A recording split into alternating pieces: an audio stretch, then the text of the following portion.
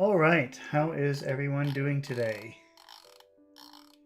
Today we are going to look at chapter 17 of David Copperfield by Charles Dickens. Oh, I haven't read. I haven't read from this book in almost a month, I think. So I don't remember exactly what we were doing. I don't remember where the story ended. But before we start, I just want to explain. I just want to explain after I clear my throat. I just want to explain that this is not a typical reading of David Copperfield, or this is not a typical audiobook, because this is for people who, well, it could be for several people. Mainly it's for people who are learning English and want to talk about vocabulary and the meanings of phrases and sentences. So I'm sorry, one second. I have this curse whenever I start a video. It always starts off horribly. Something goes wrong with the video, with the platform, or I can't talk. I don't know. Every single video. Okay. Well, so if you're watching this live with me, I really do want you to ask questions. If I don't explain a word, if there's a phrase that you don't understand, I really want you to ask in the chat. And if I see it, I will be happy to answer your questions for you. But I will be reading the book, and as I read, when I think there's an interesting word or phrase, I will stop and we will talk about it. If there's a strange word, maybe we'll look for a picture. So it's going to be a very slow process. It's not a typical reading. We will stop and talk about things as they happen. And actually, even in the title of the chapter, we come across an interesting phrasal verb. Somebody turns up. That phrasal verb, turn up, which I think I'm going to put up here. Let me just write this up. Let's say this is number 1. Means appear. It's a very common phrasal verb. And somebody turns up means somebody appears. So I guess the theme of this chapter will be that there's a surprise visit. Somebody is going to surprise David Copperfield. An old friend, maybe. Let's find out. Let's find out who turns up. Let's discover who turns up.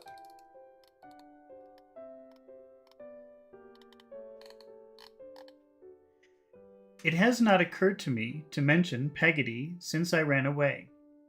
Peggotty is a servant from the house where he grew up, and she was kind of like his grandmother, sort of like a grandmother to him. So after his mother died and his father-in-law sent him away to that horrible place in London, they kept in touch. They wrote to each other, and she's really kind of like a grandmother to him.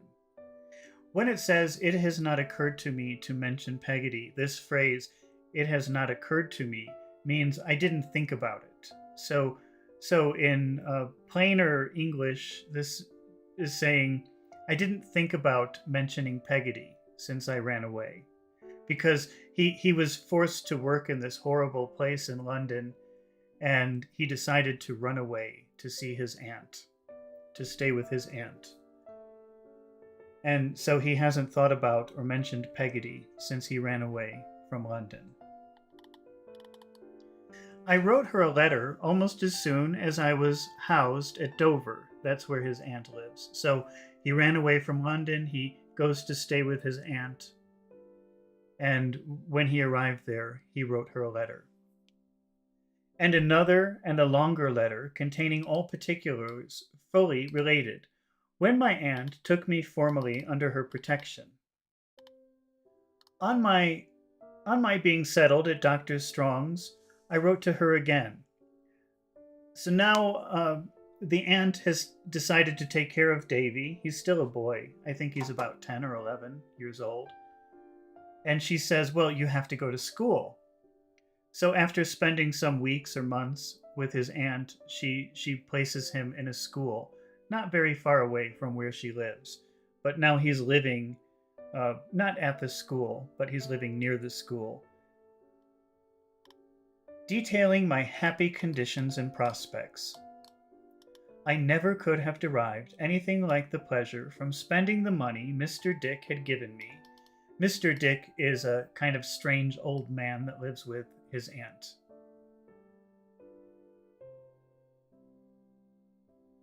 To Peggotty, per post. When Davy was running away from London. Wait, how did that happen?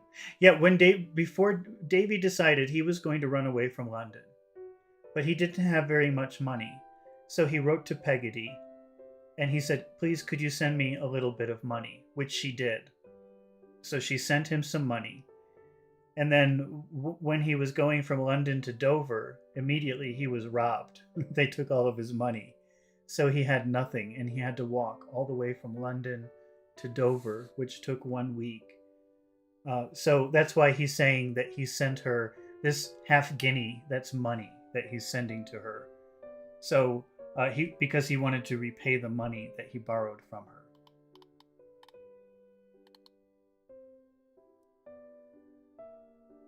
To discharge the sum that I had borrowed from her. In which epistle, not before, I mentioned about the young man and the donkey cart. Wait a minute. What is epistle? I've seen that word before, but I'm not exactly sure what it means. So this is a word for me too. I think it has something to do with religion. Wait, epistle. A letter. A poem.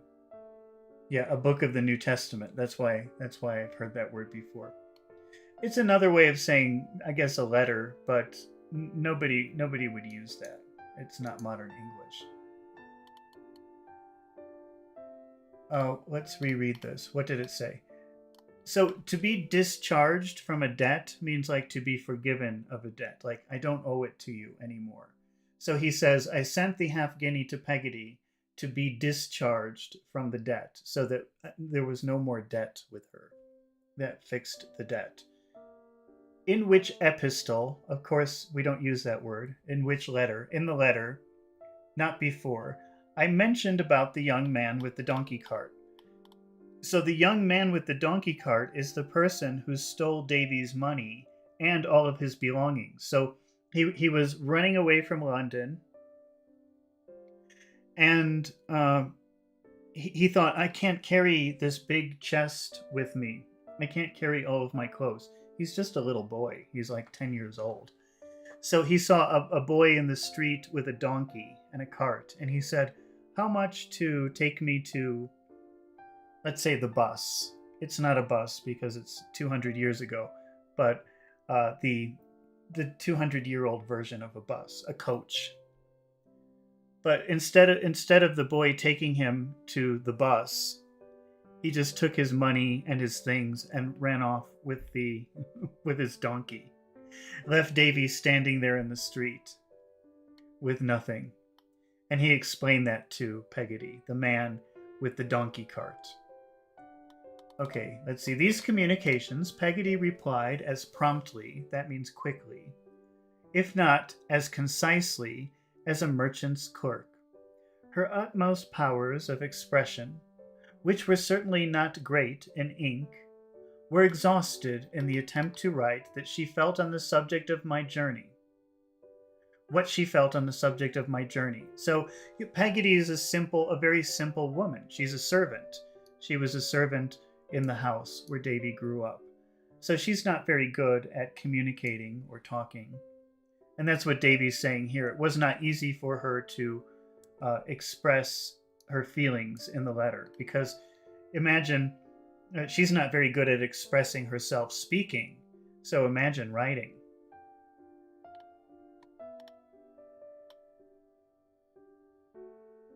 Four sides of incoherent and interjectional beginnings of sentences. Incoherent means you can't understand it. So she's writing, but he can't really understand what she's saying. Maybe because of the style of her handwriting, but also maybe because she's not communicating herself very well.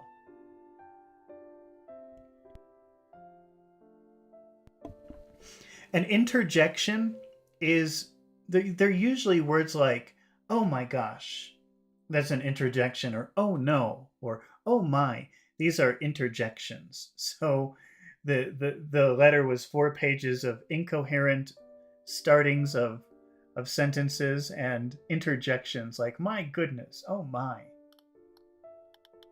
that had no end except blots.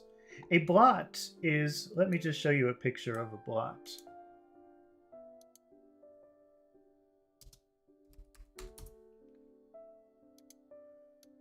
A blot is like an unorganized shape.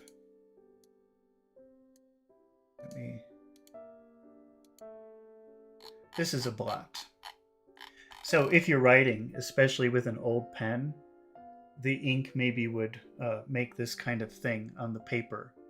Or if you're crying, she was probably crying, and then the tears on the paper mixed with the ink, and then it was difficult to read what was saying, what she was writing. All right.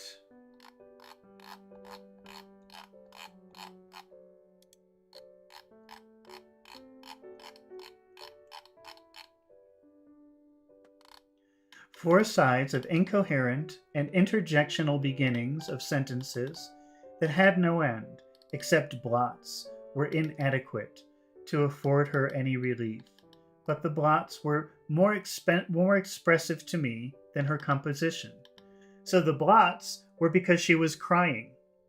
Davy was telling her this very sad story, and she's not educated enough to express her feelings in the letter. But also she's crying, and the tears are going onto the paper, and it's making it difficult to read what she's writing. And he's saying, I couldn't understand the words, but I could feel her emotions because of all of these blots on the paper.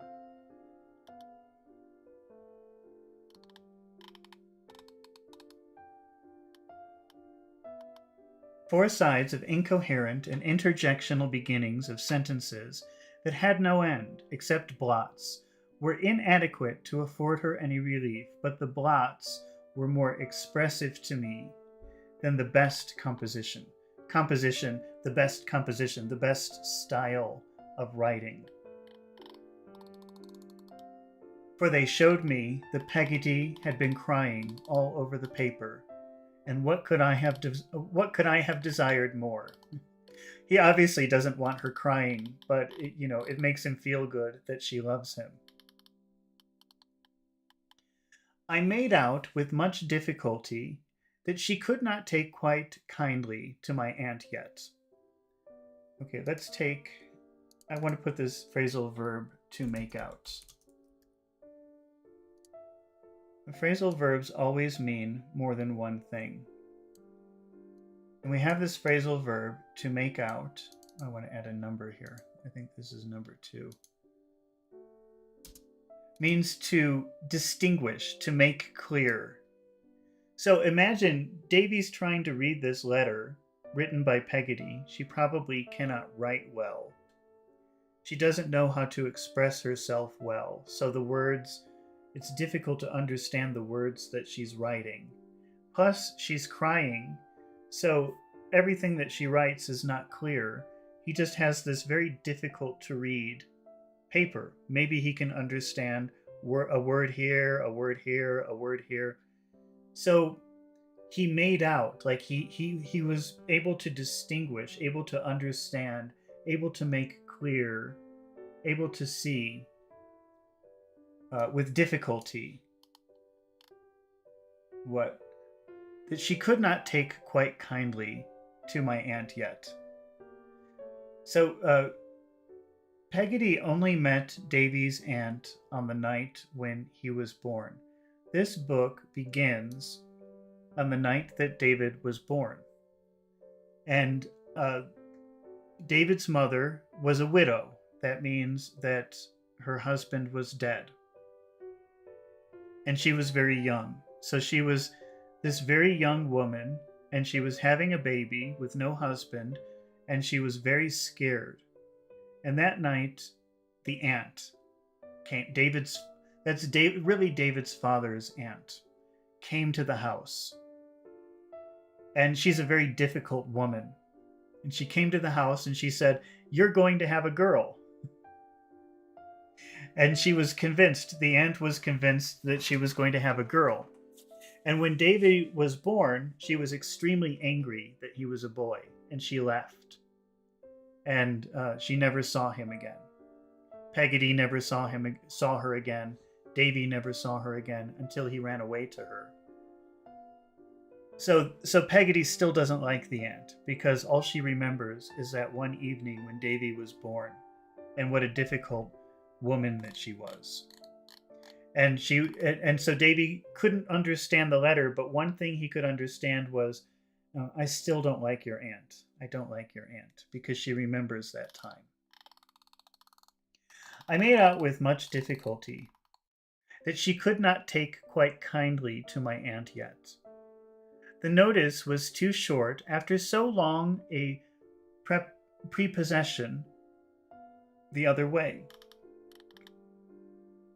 "We never knew a person," she wrote, "but to think that Miss Betsy," that's his aunt, "should seem to be so different from what she had thought she would be, was immoral."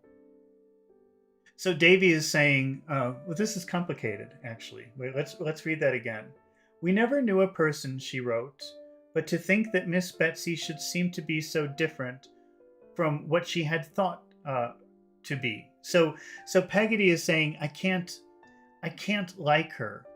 I'm happy that she took you, that she adopted you, but I can't like her because I remember her that night, and that's the kind of person that she is, the kind of person I saw that night. How could she be any different from that? That was her word. It was immoral. She was evidently still afraid of Miss Betsy, for she sent her grateful duty to her timidly. So even though Peggotty is afraid of the aunt, I think what that means is that she said, "Tell her I said hello." So she's still afraid of her. She doesn't like her, but she still gives her respect because she's higher up. And she was evidently afraid of me. She was evidently afraid of me, too, and entertained the probability of my running away soon, if I might judge from the repeated hints she threw out that the coach fare to Yarmouth was always to be had for her, of her for the asking. So Peggotty doesn't even believe that David likes the aunt. The aunt turns out to be a very nice woman. She's just difficult. But Peggotty is saying, Peggotty doesn't believe that Davy is happy.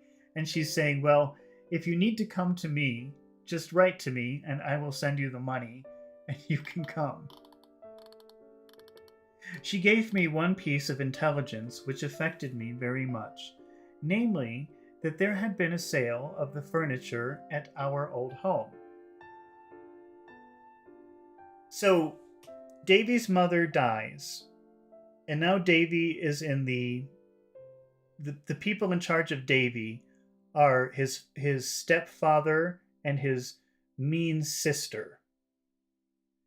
And his stepfather sent him to London, to this horrible place where he was very unhappy. And that's why he ran away to the aunt. And then I think in chapter 13 or 14, he runs away from London to the aunt.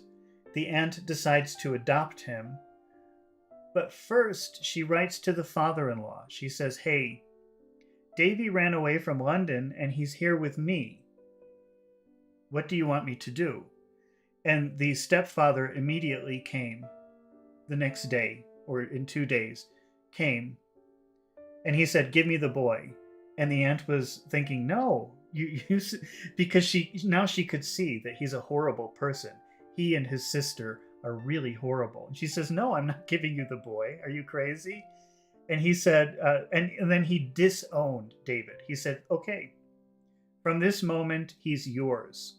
I will not help him. I will not do anything for him. He's yours. Take him. And now Peggotty is writing to Davy saying they're selling the house. So that's kind of interesting. So the house where Davy was born and grew up, the stepfather, the evil stepfather, is selling the house. She gave me one piece of intelligence which affected me very much, which gave me a lot of feeling. Namely, that there had been a sale of furniture at our old home, and that Mr. and Miss Murdstone, that's the stepfather and the evil sister, were gone away, and the house was shut up. The house being shut up means it was closed because nobody is going to live there for a long time. That's what that means. So that kind of implies that they're going away and not coming, maybe never coming back. To let or to be sold. To let means to rent. So they're either going to rent the house or sell the house. God knows I had no part in it while they remained there, but it pained me to think of the dear old place as altogether abandoned, of the weeds growing tall in the garden, and the tall leaves lying thick and wet upon the paths. I imagined how the winds of winter would howl around it. Howl, that's the sound of a dog or a wolf, like "ow." But we use that also for the wind. So when the wind makes that sound like whoosh, or sometimes it does howl, it makes a "ooh" sound. That's the sound of the wind howling. That's also the sound of a dog or a wolf. Oh, okay. Enough of that. How the cold rain would beat upon the window glass. How the moon would make the ghosts on the walls of the empty rooms watching their solitude all night. I thought afresh of the grave in the churchyard underneath the tree, and it seemed as if the house were dead too. Now, and all connected with my father and mother were faded away. Oh, I should read that again. The right way. And I thought afresh of the grave in the churchyard underneath the tree, and it seemed as if the house were dead too now, and all connected with my father and mother were faded away. So the selling of the house and the selling of the furniture, it was like Davy's last connection to his real mother and real father. And so that was very painful for him. There was no other news in Peggotty's letters. Mr. Barkis, that's Peggotty's new husband, was an excellent husband, she said, though still a little near. But we all had our faults. I think what that means is he was cheap, because Mr. Barkis, in previous chapters, seems to be a very cheap guy. He doesn't like to spend money. I think that's another way of saying that. Well, we all have our faults. And she had plenty, though I'm not sure, I don't know what they were. And he said his duty, and my little bedroom, and he sent his duty, meaning he said hello, he sent his greetings. And my little bedroom was always ready for me. Mr. Peggotty as well, and Ham was well, and Mrs. Gummidge. These are Peggotty's family. Peggotty's brother, Mr. Peggotty. Ham, I'm not sure who Ham is. I guess he's like Mr. Peggotty is a fisherman, and I think Ham is also a fisherman, but they're very close. And Mrs. Gummidge is an old widow, a very sad old widow who lives with them. And Mrs. Gummidge was but poorly. She's always depressed and sad. That's why it says she was poorly. She's never happy. She's always crying and sad because she's a sad widow. And little Emily wouldn't send her love, but said that Peggotty might send it if she liked. So Emily and Davy have this kind of boyfriend-girlfriend relationship, but they're very young. They're around 10 years old. So it's kind of a love-hate relationship. So she said, I'm not sending my love, but you can send it if you want, Peggotty. Like that. All this intelligence I dutifully imparted to my aunt, only reserving to myself the mention of little Emily, to whom I instinctively felt that she would not very tenderly incline. So Davy told her everything in the letter from Peggotty, except he didn't mention Emily, because he was afraid that his aunt would disapprove.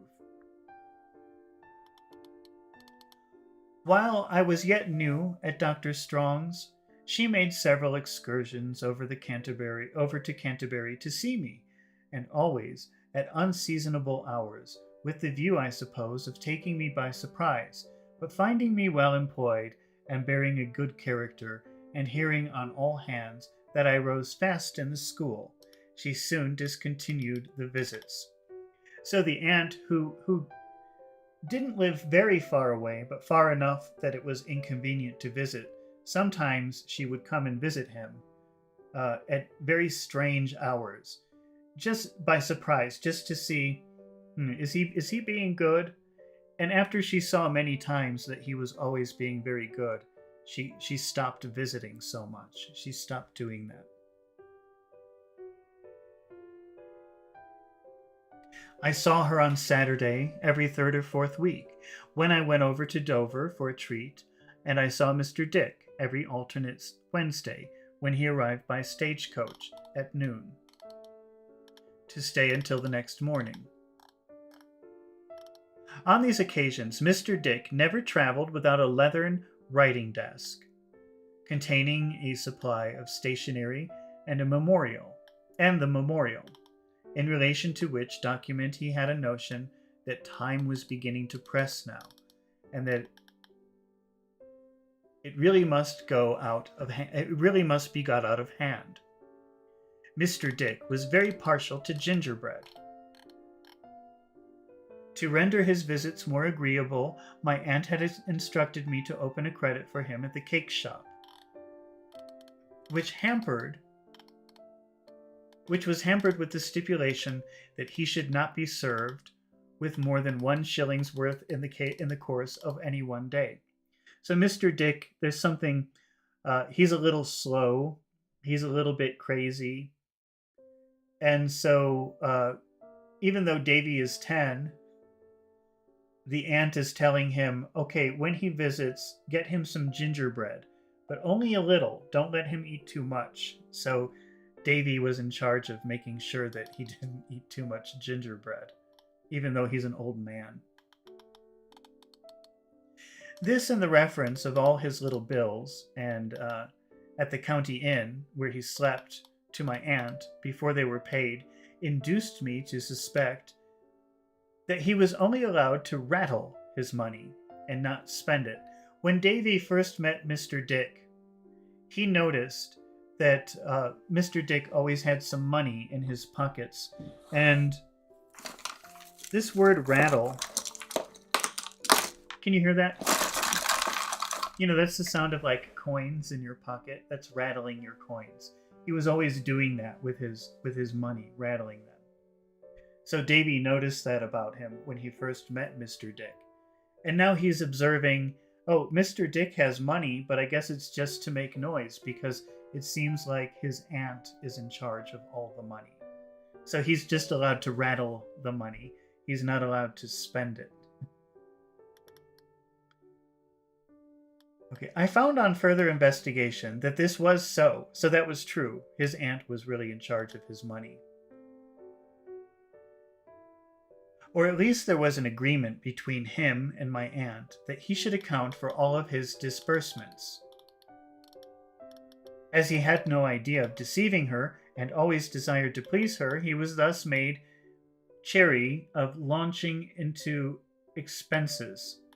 On this point, as well on all other possible points, Mr. Dick was convinced that my aunt was the wisest, most wonderful woman, as he repeatedly told me with infinite secrecy and always in a whisper. So Mr. Dick used to say, "She's the most wonderful woman," like that. Mr. Dick nodded. This is nodding. Mr. Dick nodded. "I thought nothing would have frightened her," he said, "for she's," he whispered softly, "don't mention it, the wisest and most wonderful woman." Having said which, he drew back to observe the effect of this description of her made upon me. So he would say, "She's the most wonderful and wisest woman." What do you think about that?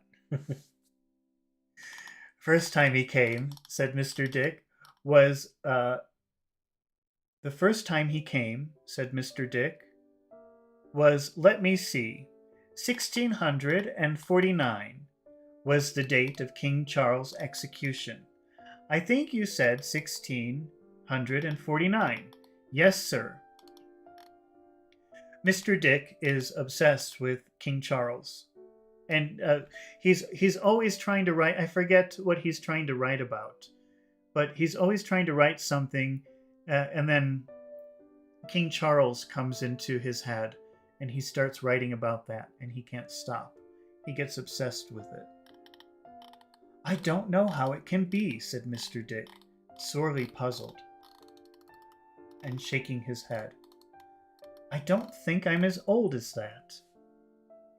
Was it in that year that the man appeared, sir? I asked. Why, really, said Mr. Dick, I don't see how it can have been in that year, Trotwood. Did you get the date out of history? Yes, sir.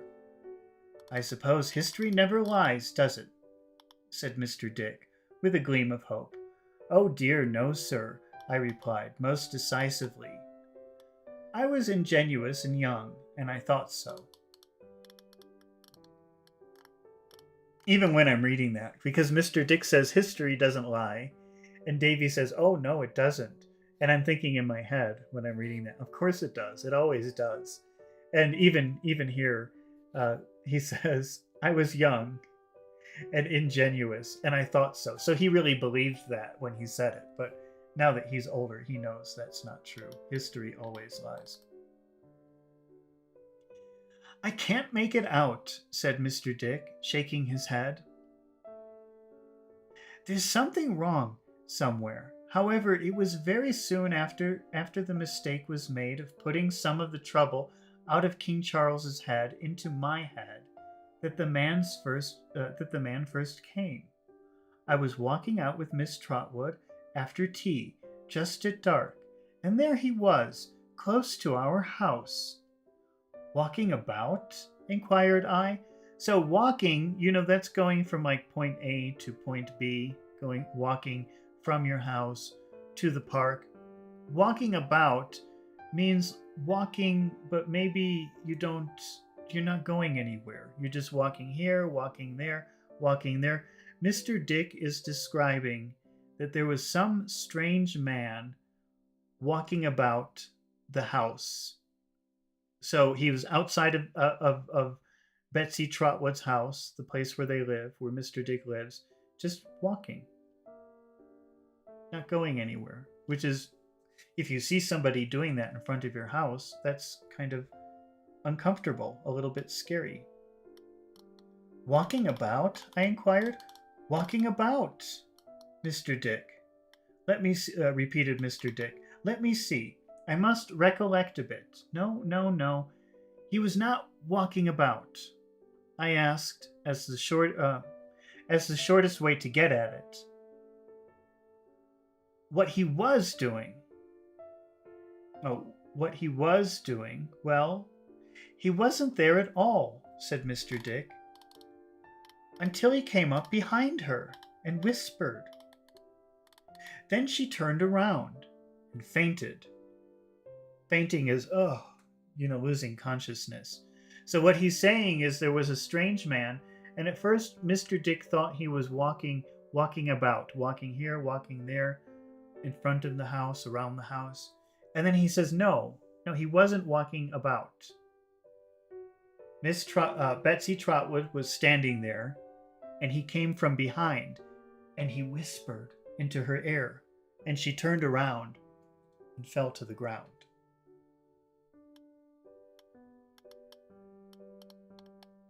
And I stood still and looked at him, and he walked away.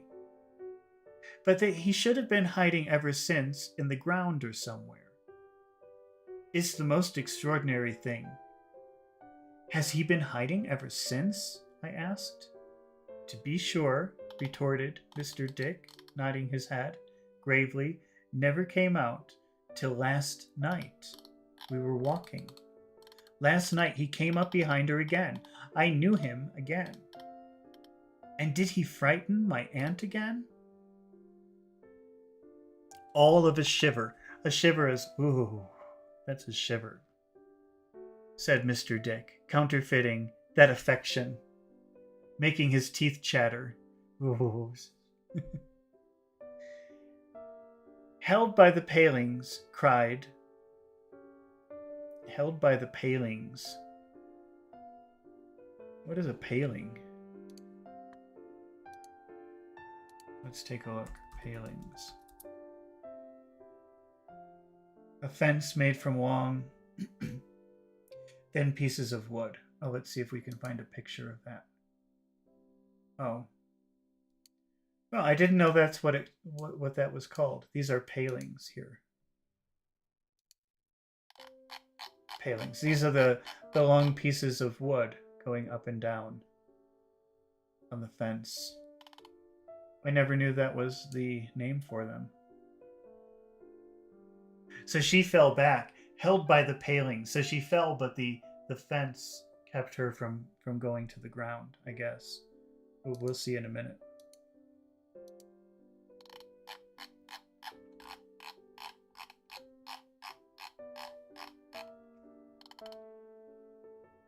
Let's read that from the beginning. All of a shiver, shiver, said Mr. Dick, counterfeiting that affection and making his teeth chattering. So counterfeiting means like faking or imitating here. So when he said all of his shiver, he did that, what I'm doing now. Making his teeth chatter. Chattering teeth are like this. Oh, wait, let's see if I can find a chattering teeth gif. Because I can't do it anyway. Just so you understand.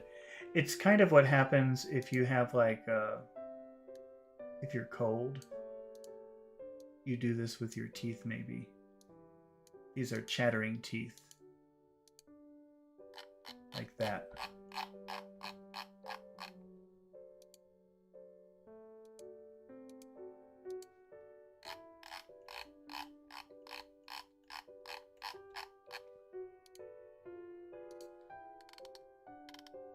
Held by the palings, so the fence was holding her up. Trotwood, but Trotwood, come here, getting me close to him, that he might whisper very softly, why did she give him money, boy, in the moonlight? He was a beggar, perhaps. Mr. Dick shook his head, as utterly renouncing the suggestion, and having replied a great many times, and with great confidence, no beggar, no beggar, no beggar, sir, went on to say that from his window he had afterwards, and late at night, seen my aunt give this person money outside the garden rails in the moonlight, who then slunk away. Slinking away is like this. That's slinking away. Slink, slink, slunk. I guess it could be slink, slunk, slunk, but I think I would say slunk. I guess it's slunk. He slunk away. That's slinking away. So she gave him money, and then he looked around and slunk away. Should I put that as one of my things? I'll make like a little exercise with slink away. That's very unusual.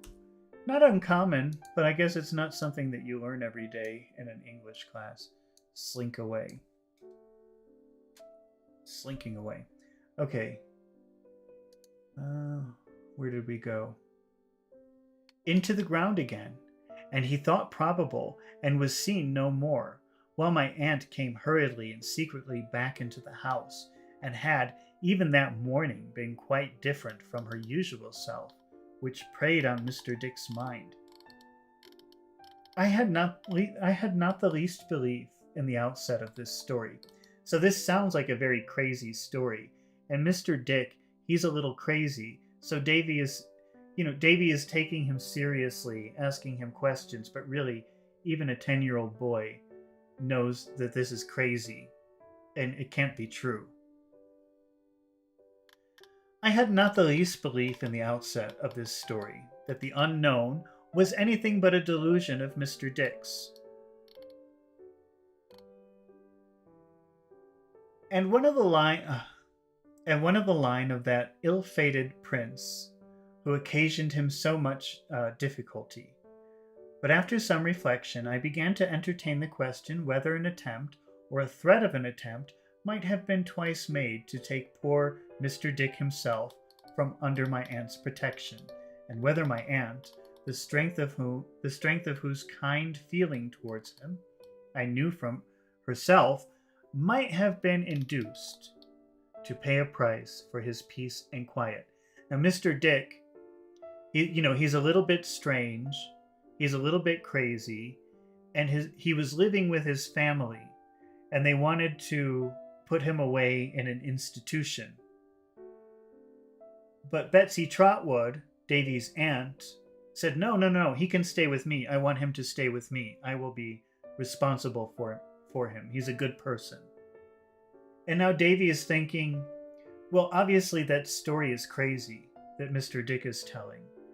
But maybe what really happened was maybe the family or somebody was saying, no, we're going to take him and put him in the hospital unless you give us some money. So that's what Davy is thinking. Maybe it's real. But it's not what Mr. Dick thinks. As I was already much attached to Mr. Dick, and very solicitous for his welfare, my fears favored this supposition, and for a long time his Wednesday hardly ever came around without my entertaining the misgiving that he would not be on the coach box as usual. So that really worried Davy, that what was actually happening was that maybe somebody was trying to take Mr. Dick and put him in an institution. And he really liked Mr. Dick. And when he would go to meet him on his visits, he was always afraid when the coach arrived that Mr. Dick would not be there. There he always appeared, however, gray-headed, laughing and happy, and he never had anything more to tell of the man who could frighten my aunt. These Wednesdays were the happiest days of Mr. Dick's life. They were far from being the least happy of mine. He soon became known to every boy in the school, and though he never took an active part in any game but kite flying, was as deeply interested in all of our sports as anyone among us. How often have I seen him attent upon a match at marbles or peg-top, looking on with a face of unutterable interest. Utter is kind of like talk. It's like making noise with your mouth, saying something with your mouth. So unutterable means I can't say it, I can't express it. Unutterable interest. So interest I can't explain to you. And hardly breathing at the critical times. How often hare and hounds, a hare is a kind of rabbit, and a hound is a dog, have I seen him mounted on a little knoll, cheering the whole field on to action, and waving his hat above his grey head, oblivious of King Charles the martyr's head, and all belonging to it. How many a summer hour have I known to be but blissful minutes to him. And let me read that again. That's how many a summer hour have I known to be but blissful minutes. Blissful means extremely happy. So how many hours have I experienced with him that were just so wonderful, so happy? In the cricket field, How many winter days have I seen him standing blue-nosed in the snow and east wind, looking at the boys going down the long slide and clapping his worsted gloves in rapture. He was a universal favorite, and his ingenuity in little things was transcendent. He could cut oranges into such devices as none of us had any idea of. He could make a boat out of anything, from a skewer upwards. He could turn cramp bones into chessmen. What's a cramp bone? Let's see what a cramp bone is.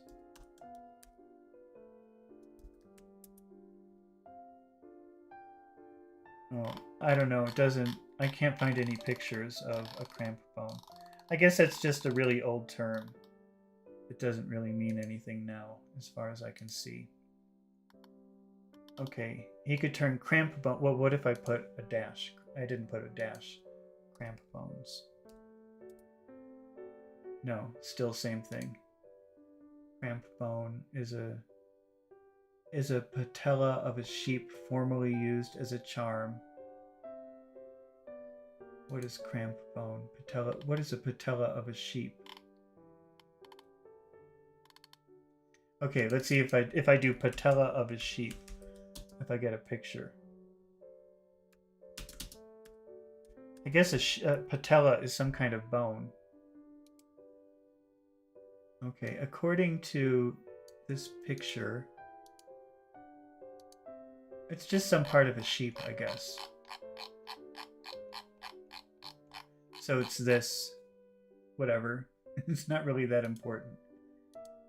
Okay, but now we know what a cramp bone is, all of us.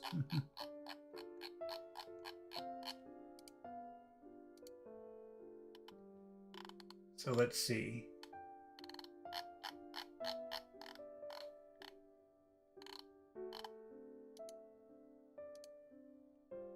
He could turn cramp bones into chessmen, fashion Roman chariots from old court cards, make spoked wheels out of cotton reels, and bird cages out of old wire. But he was greatest of all, perhaps, in the articles of string and straw, with which we were all persuaded he could do anything that could be done by hands.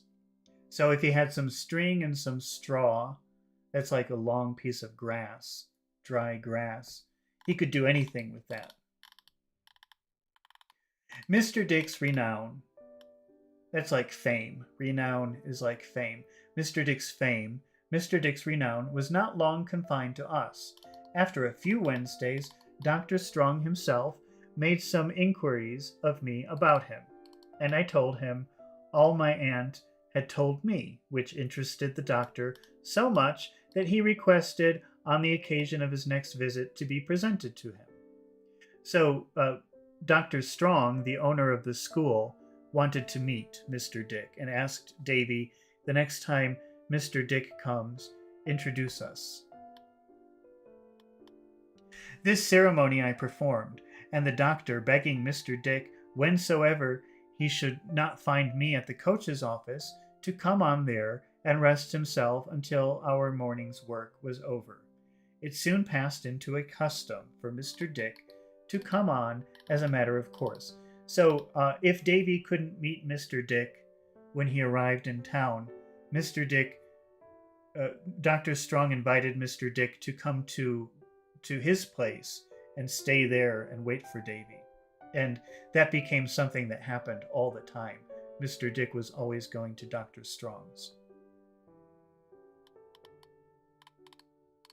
And if we were a little late, as often happened on a Wednesday, to walk about the courtyard waiting for me, here he made the acquaintance of the doctor's beautiful young wife, paler than formerly, all this time, more rarely seen by me, or anyone, I think, and not so gay, but not less beautiful.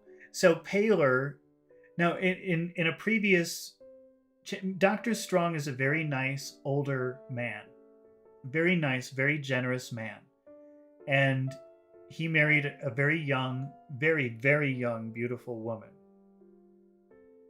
And it seems like she was having an affair with someone. And when people discovered this affair, they made the man go away. They sent him away to India to be a soldier, work in a company or something. I don't know. But since then, she's been very depressed because that was really her lover.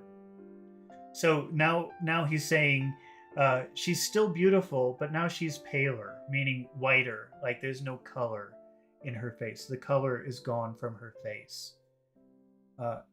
Dr. Strong doesn't know about the affair. He's a very innocent person, but people around him knew. So he doesn't know anything about that. So she looks paler, and she rarely seen by me or anyone. So nobody ever sees her. She never goes out because she's depressed.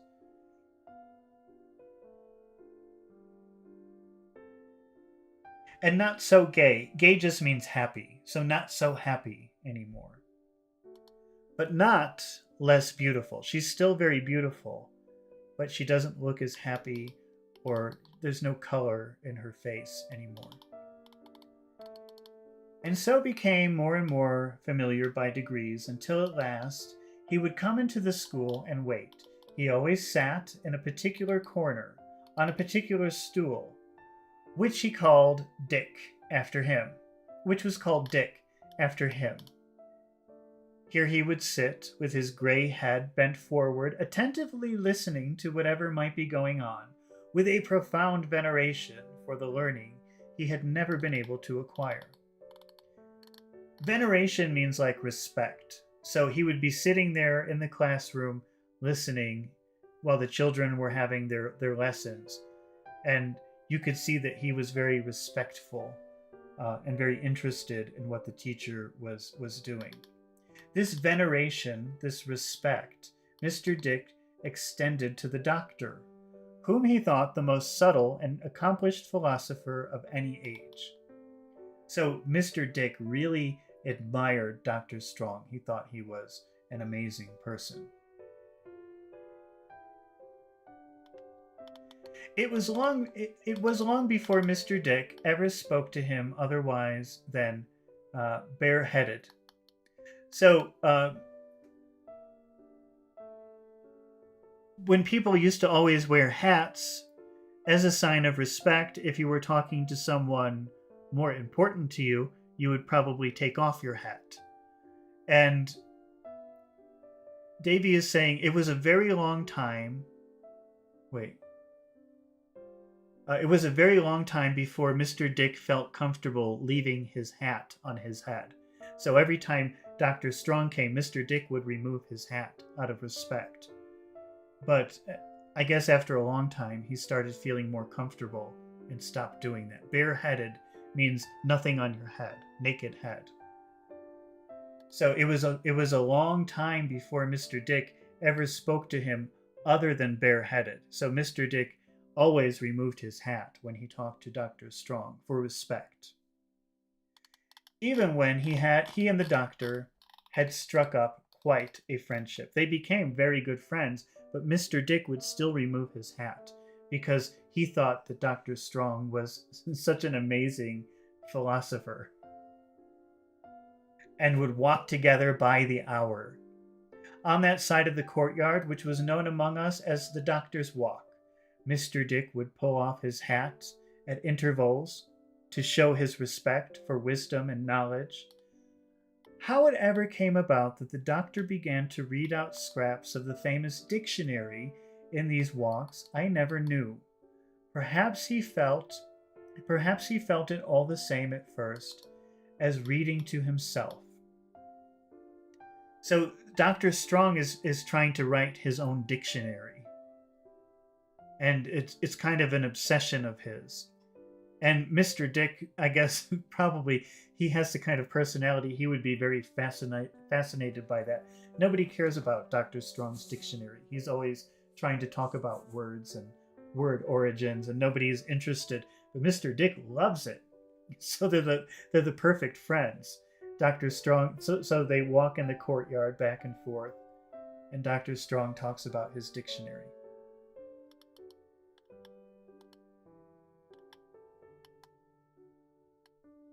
However, it passed into custom too, and Mr. Dick, listening with a face shining with pride and pleasure in his heart of hearts, believed the dictionary to be the most delightful book in the world. As I think of them going up and down before those schoolroom windows, the doctor reading with his complacent smile, an occasional flourish of manuscript, that means like, a big movement of the manuscript. So he's got the manuscript, the papers of the dictionary, and sometimes he would turn a big page as they were talking. That's the flourish of a manuscript. Or a grave motion of the head. And Mr. Dick listening, enchained by interest, with his poor wits calmly wandering God knows where, upon the wings of hard words. I think of it as one of the pleasantest things in a quiet way that I've ever seen. I feel as if they might go walking to and fro. That means back and forth like this. To and fro. To and fro. That's a common phrase, walking to and fro. That means going this way and then going that way. To and fro forever. And for the world might somehow be better for it, as if 1,000 things it makes a noise about were not one half so good for it or me. Agnes was one of Mr. Dick's friends very soon, and in often coming to the house, he made acquaintance with Uriah.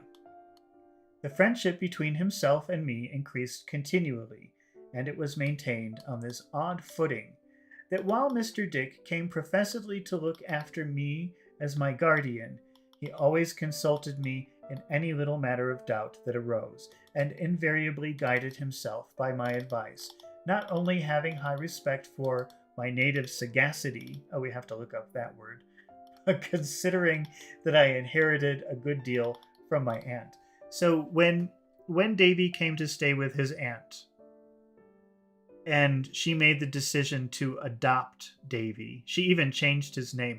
Her name is Betsy Trotwood, and she changed his name to Trotwood. So she just calls him Trotwood or Trot. On that day when she decided to be his guardian, to look after him, she said, "And Mr. Dick will be like my equal partner. He will also be your official guardian." So Mr. Dick is Davy's guardian. But it's funny because, Mr. Dick is a little bit strange, and he comes and visits Davy every Wednesday. And although Mr. Dick is supposed to be Davy's guardian in charge of him, he's always asking Davy for advice. And he takes it. He listens to Davy. Whatever Davy tells him to do, he does. Because he thinks that Davy's really smart, even though he's just a 10-year-old boy. But also, he thinks he must have some of the wisdom of his aunt. On Thursday morning, when I was about to walk with Mr. Dick from the hotel to the coach office before going back to school, so the coach, that's like the bus for horses. So going to the coach office is like going to the bus station so that Mr. Dick can go home. On Thursday morning, when I was about to walk with Mr. Dick from the hotel to the coach office before going back to school, for we had an hour's school before breakfast, I met Uriah in the street, who reminded me of the promise that I had made to take tea with himself and his mother, adding with a writhe. A writhe is a movement like this. Adding with a writhe. "But I think I didn't expect you to keep it, Master Copperfield. We're so very humble." So Uriah is a very creepy person. And I think that because a writhe is like the movement of a snake. That's how a snake moves. And I think it's on purpose that they use that word writhe when talking about Uriah, because he is like a snake. He's a very snaky person. I really had not yet been able to make up my mind whether I liked Uriah or detested him. Detest is another way of saying hate. Maybe we'll put that up here. We haven't put a lot of vocabulary words up here today, so we'll put detest. Detest means hate. So Davy says, I don't know. I don't know if I like Uriah or I detest him or I hate him. I really had not yet been able to make up my mind whether I liked Uriah or detested him, and I was very doubtful about it still, as I stood looking at him in the face in the street, but I felt it quite an affront to be supposed proud, and said I only wanted to be asked. Wait, I think I missed something. Let's see. I'm just going to go back and read this for a minute. One Thursday morning, when I was about to walk with Mr. Dick from the hotel to the coach office before going back to school, for we had an hour's school before breakfast, I met Uriah in the street, who reminded me of the promise I had made to take tea with him, with himself and his mother, with a writhe.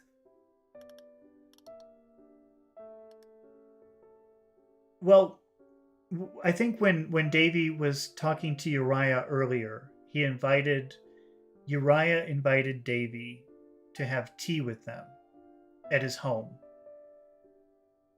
And I'm not sure how this happened, but Davy either reminded him or accepted the invitation when he saw Uriah in the street at that moment.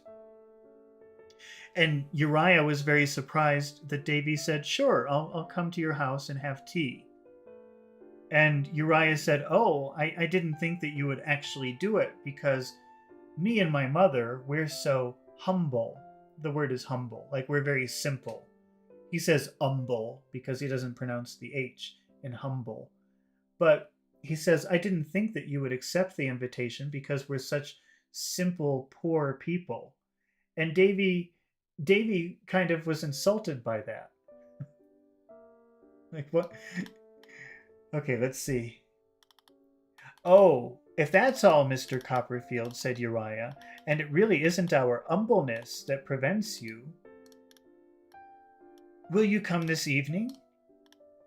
But if it's our humbleness, I hope you won't mind owning it, Mr. Copperfield, for we are well aware of our condition. So he's saying, I guess what happened was, I'm not sure how that situation played out, but something happened where maybe Uriah said, well, are you coming to tea ever? I thought you said you were coming to tea. And Davy said, well, I was kind of waiting for you to invite me, like officially. And then Uriah said, I didn't really want to invite you officially because I thought you would say no, because we're so simple and poor. And Davy said, no, I just wanted to be invited. And then Uriah says, well, oh, if that's the only reason, yes, will you come tonight? But if you're not being honest, if you're just being nice right now, you have to tell us. I understand because we're so poor and so simple that you wouldn't want to visit with us. But just be honest. That's what he's saying. Okay. Let's see. Let's read that again. So, oh, if that's all, Mr. Copperfield, said Uriah, and it really isn't our humbleness, it isn't that we're very simple and poor that prevents you from coming to tea, will you come this evening? But if it is our humbleness, if you don't want to come because we're so simple and so poor, I hope you won't mind owning to it, Mr. Copperfield. If you really don't want to come because we're so poor and simple, please just say so. Please just be honest with me. For we are well aware of our condition. We know that we're very simple and poor. That's kind of the annoying thing about Uriah Heep, is that he's always talking about how simple and poor and humble he is. If you go around saying you're humble all the time, you're really not humble, are you? I said I would mention it to Mr. Wickfield. That's the place where he's staying. That's the man who owns the house where he's staying. And if he approved, that's also Uriah's boss. And if he approved, as I had no doubt he would, I would come with pleasure. So, at 6 o'clock that evening, which was one of the early office evenings, I announced myself as ready to Uriah. Mother will be proud indeed, he said, as we walked away together.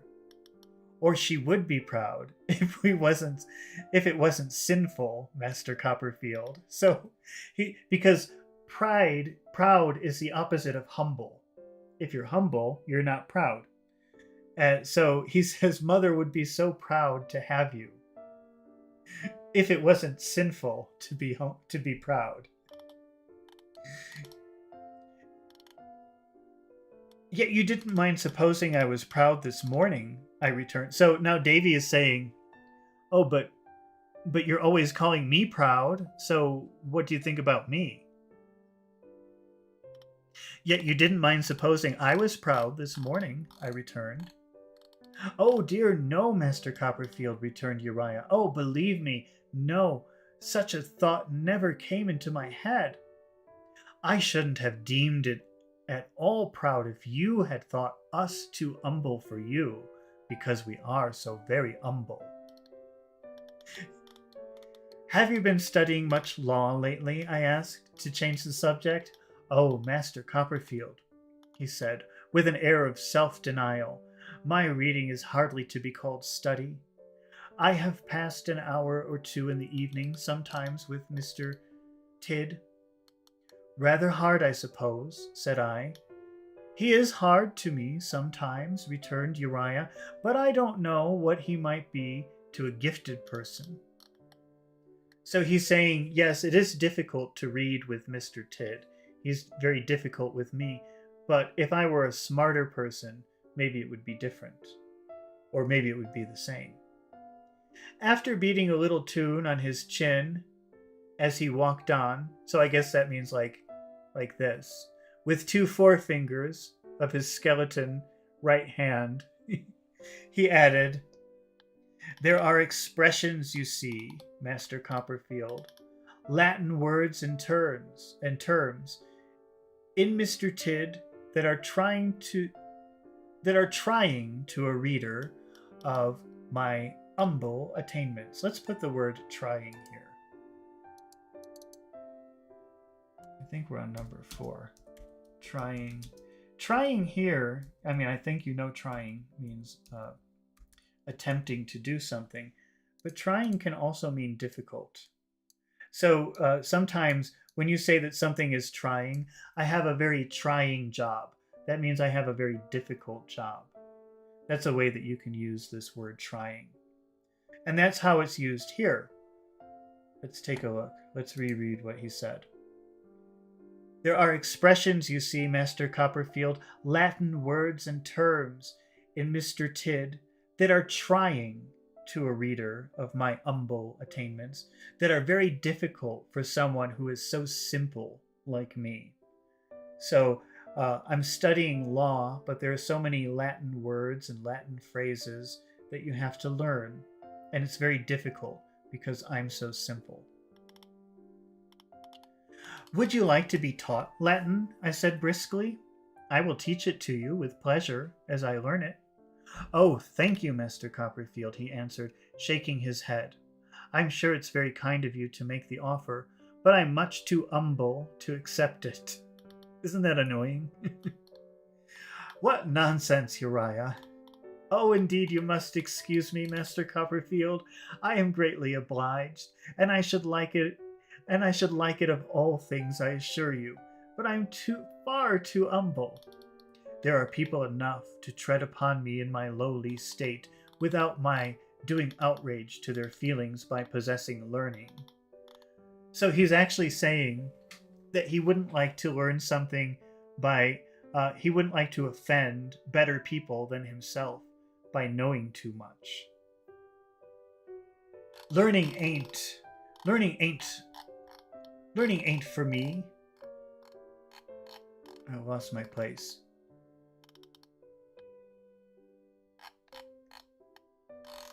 Uh-oh. Yeah. Learning ain't for me. A person like me had better not aspire. Aspire means to hope for better things, to hope for greater things. So he's saying a person like myself, such a low person, shouldn't hope for bigger things or shouldn't hope for better things, shouldn't try to be too great. If he is to get on in life, he must go on humbly, Master Copperfield. So he's saying, if I want to be happy in life, I should be humble and not try to be too great or try to be too much. I never saw his mouth so wide, or the creases in his cheeks so deep, as when he delivered himself of these sentiments, shaking his head all the time and writhing like a snake, writhing modestly. I think you're wrong, Uriah, I said. I dare say there are several things that I could teach you if you would like to learn them. Oh, I don't doubt that, Master Copperfield, he answered. Not in the least. But not being humble yourself, you don't judge well, perhaps, for them that are.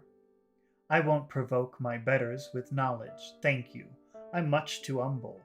Here is my humble dwelling, Master Copperfield. So Davy says, I think you're wrong. I can teach you some Latin. It's fine. It's no big deal. And Uriah says, no, you don't understand because you're from like a different class of people. You don't understand what it would be like if I had certain knowledge that if higher people heard me using it, they would be offended that I would be so smart in my low station. And then he says, here is my humble dwelling, Master Copperfield. We've got Hadi is here. He says, put up a paling around your house to guard some privacy. That was a while ago. I just see this message now. But honestly, Hadi, nobody will say paling. I've never heard anybody ever say that. You would just say fence. Maybe somebody somewhere says it, but I've never heard it. I think it's either a technical term or it's a very old term, because this story I think is like 170 years old. So maybe it's just something that they used a long time ago. We entered a low, old-fashioned room, walked straight in front of the street, and found there Mrs. Heap, who was a dead image of Uriah, only shorter. You know, that's kind of an interesting expression. It's used quite a bit. I'm going to put that up here, dead. Now, I know that you know the word dead if you're watching this. But like, for example, dead tired means like absolutely tired. So this is kind of an interesting way of using dead. I think it's used more in the UK than it is in other places. Like maybe everybody would say, I'm dead tired. That's like an expression. But I think other words like I'm dead hungry, that's like I'm extremely hungry. I don't know if you would hear that outside of the UK or outside of England, to be dead tired. But that's kind of interesting, using the word dead in this way. And here, how did they use it here? We entered the low, old-fashioned room, walked straight into from the street, and found there Mrs. Heap, who was a dead image of Uriah, only short. So the mother looked exactly like Uriah, only she was shorter. Hadi says super tired. Yeah, that would be more normal. Super tired. You could say I'm super tired, I'm super hungry. But you could say dead. That you could use dead for that. Super you probably knew, but did you know that dead could be used that way? Okay, let's see. She received me with the utmost humility and apologized to me for giving her son a kiss, observing that as lowly as they were, they had their natural affections, which they hoped would give no offense to anyone. It was a perfectly decent room, half parlor, half kitchen, but not at all snug. Snug means comfortable. Snug means like warm and comfortable. Wait, let's see. What is the official definition of snug? That's a good word too. I'm going to put that up. Yeah, comfortable, warm, cozy, snug. As snug as a bug in a rug. I'm going to put snug up here. That's a good word.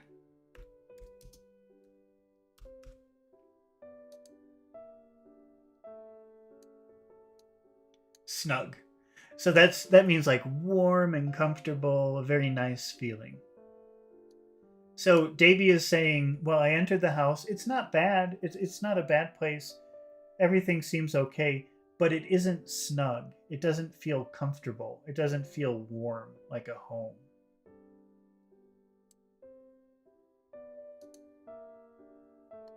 Let's see.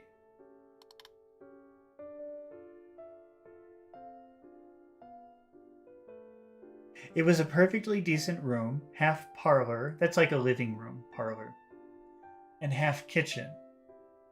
But not at all snug. It wasn't comfortable. It wasn't warm. There was no warmth in that room. The tea things were set upon the table, and the kettle was boiling on the hob. There was a chest of drawers with an escritoire top for Uriah to read or write of an evening. There was Uriah's blue bag lying down and vomiting papers. Oh, there was a blue bag lying down and vomiting papers. Okay, I get it. So there's a bag, a blue bag, and it's vomiting papers. There was a company of Uriah's books, commanded by Mr. Tidd. There was a corner cupboard. And there were the unusual articles of furniture. I don't remember that any individual object had a bare, pinched, spare look. But I do remember that the whole place had. So he's saying, I don't remember any empty areas. There seemed to be things everywhere. There were things everywhere. But somehow, when you looked at the room, it seemed empty. So it's more of a feeling than it is that there's nothing in the room. There's something empty about being in that room. It was perhaps a part of Mrs. Heep's humility that she still wore weeds. I don't know what that is. Weeds. I guess it's some kind of some part of what you would wear, like part of your dress, but I don't know what it means here. Wait, let me see. Wearing weeds. Victorian.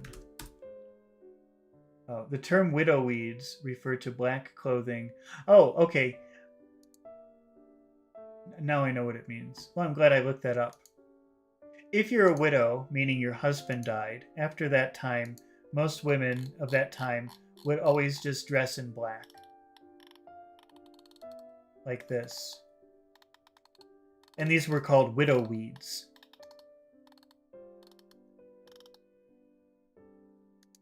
I didn't know that. Okay. So Uriah's mother was dressed like that. She was dressed all in black because the father was dead. The husband was dead.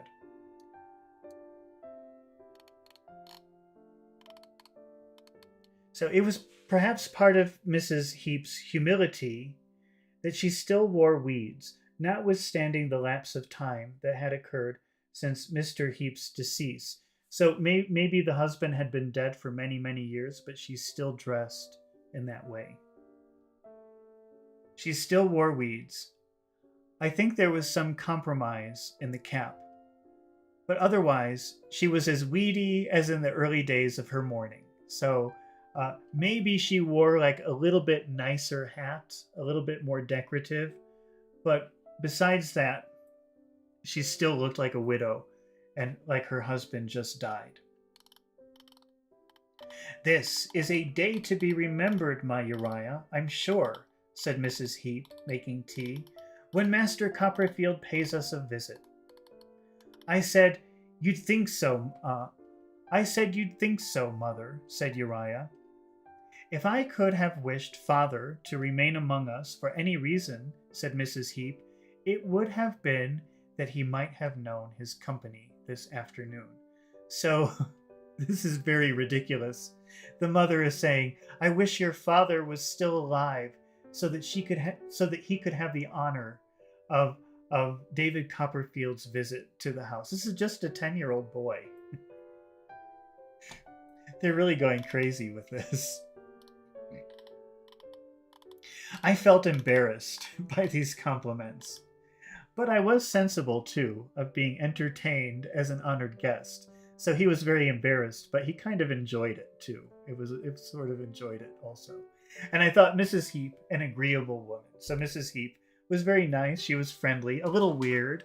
She was a little bit weird, like Uriah, but he liked her. "My Uriah," said Mrs. Heep, "has looked forward to this, sir, a long while. He had his fears that our umbleness stood in the way, and I joined in them myself. Humble we are, humble we have been, humble we shall ever be," said Mrs. Heep. So she's saying Uriah has hoped so much that one day you would come and have tea with us in our home. But we were both afraid you would never do it because we're so humble. We're so humble. We're so simple and poor. We never thought that you would do this. "I'm sure you have no occasion to be so, ma'am," I said, "unless you like." "Thank you, sir," retorted Mrs. Heep. "We know our station and are thankful in it." I found that Mrs. Heep gradually got nearer to me, and that Uriah gradually got opposite to me, and that they respectfully plied me with the choicest of the eatables on the table, and there was nothing particularly choice there, to be sure, but I took the will for the deed, and felt that they were very attentive. Presently they began to talk about aunts, and then I told them about mine, and about fathers and mothers, and then I told them about mine, and then Mrs. Heep began to talk about fathers-in-law, and then I began to tell her about mine, but stopped, because my aunt had advised me to observe a silence on that subject. A tender young cork, however, would have no more chance against a pair of corkscrews, or a tender young tooth against a pair of dentists, or a little shuttlecock against two battledores. Okay, I don't know what a shuttlecock or a battledore is. Let's check. Shuttlecock. Oh, I know what that is. We just call it something different. Let me show you what a shuttlecock is. Wait, wrong one. I would call this a birdie. But I guess maybe in the UK they call it a shuttlecock. I've never heard that before, but I would call that a birdie. And let's see what was the other word that she used? Shuttlecock and battledores. Well, let's see what a battledore is. Oh, okay. I guess this is just a primitive version of a game called badminton. Yeah, badminton. So I guess the paddles are battledores. Not that it's important. I don't think you'll ever use that. I don't know if it's still in use now because these are very old drawings. But I guess it's good to know. Okay, let's keep going.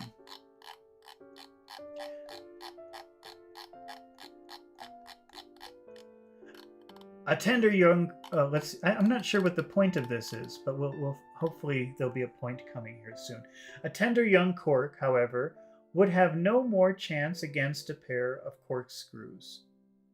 A tender young tooth against a pair of dentists, or a little shuttlecock against two battledores, than I had against Uriah and Mrs. Heep.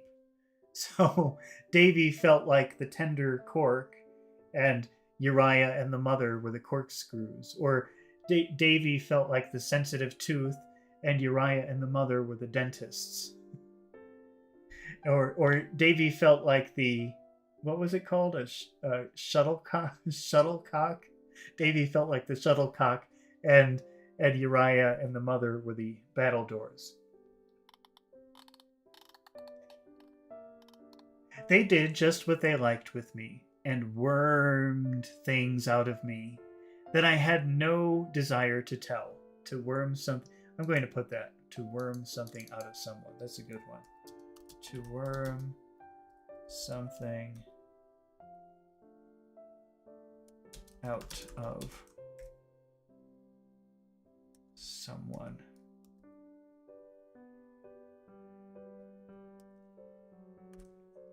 That means somebody doesn't want to talk, but somehow you manage to make them say it.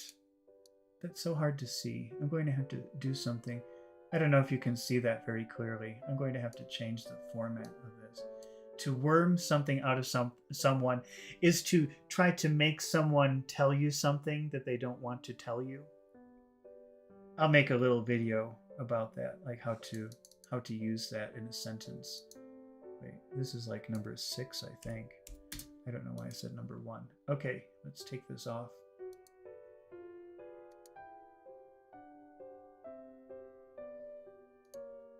Okay, Stella Maris says, peace. Okay, peace, Stella. All right, let's see. They did just what they liked with me, and wormed things out of me I had no desire to tell. With a certainty I blush to think of, the more especially as in my juvenile frankness. To be frank means to tell the truth without being afraid, not being afraid to be honest. Hadi, if you're still watching, do you remember the other word that we were talking about that was like frank from the other day? That was like 2 or 3 days ago. I'll be very impressed if you can remember that word. So juvenile frankness juvenile means young. So, younger children are more honest. They don't care about feelings as much as other people.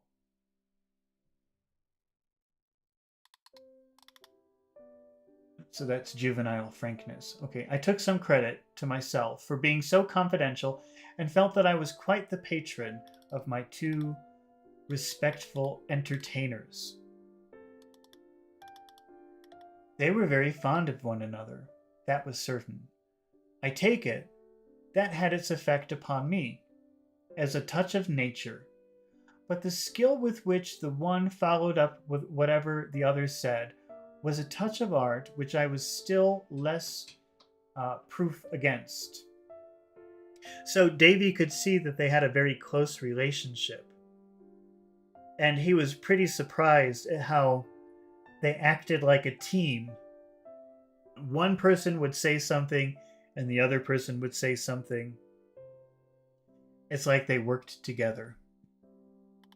When there was nothing more to be got out of myself, for on the Murdston and Grimby life and on my journey, I was dumb.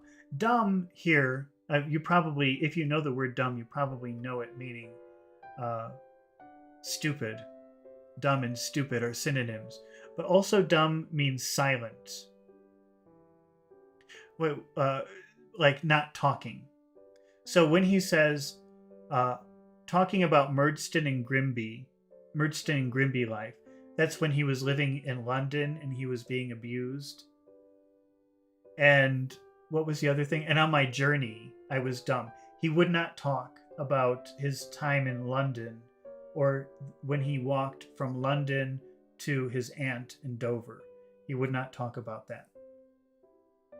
That's why he says, I was dumb. It doesn't mean I was stupid. It means I didn't talk. I didn't say anything.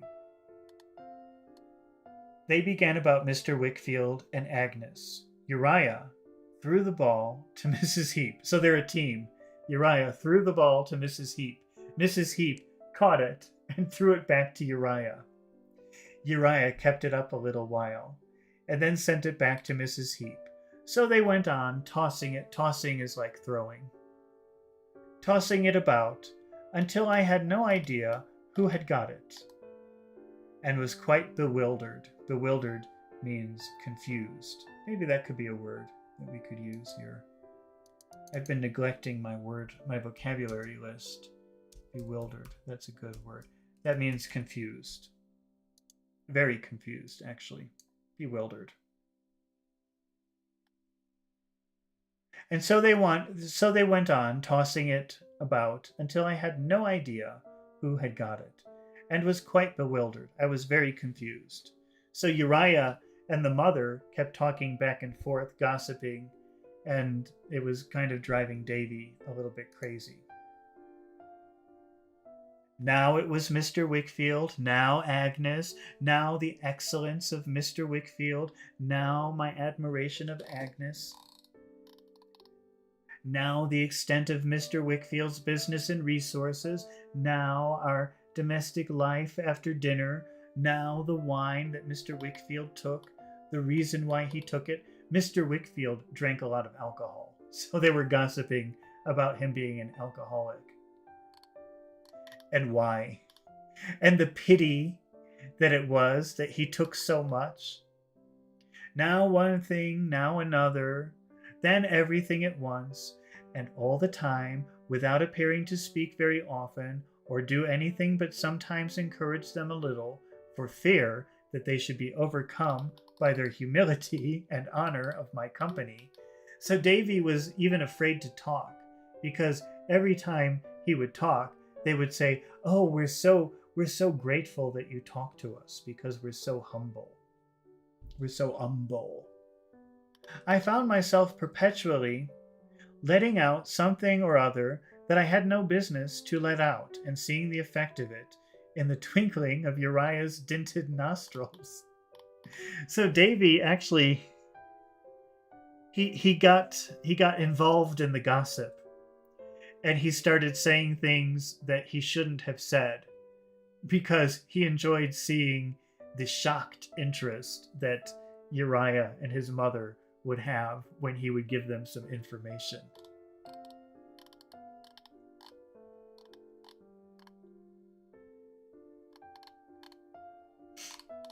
I had begun a little uncomfortable, and to wish myself well out of the visit, when a figure coming down the street passed the door.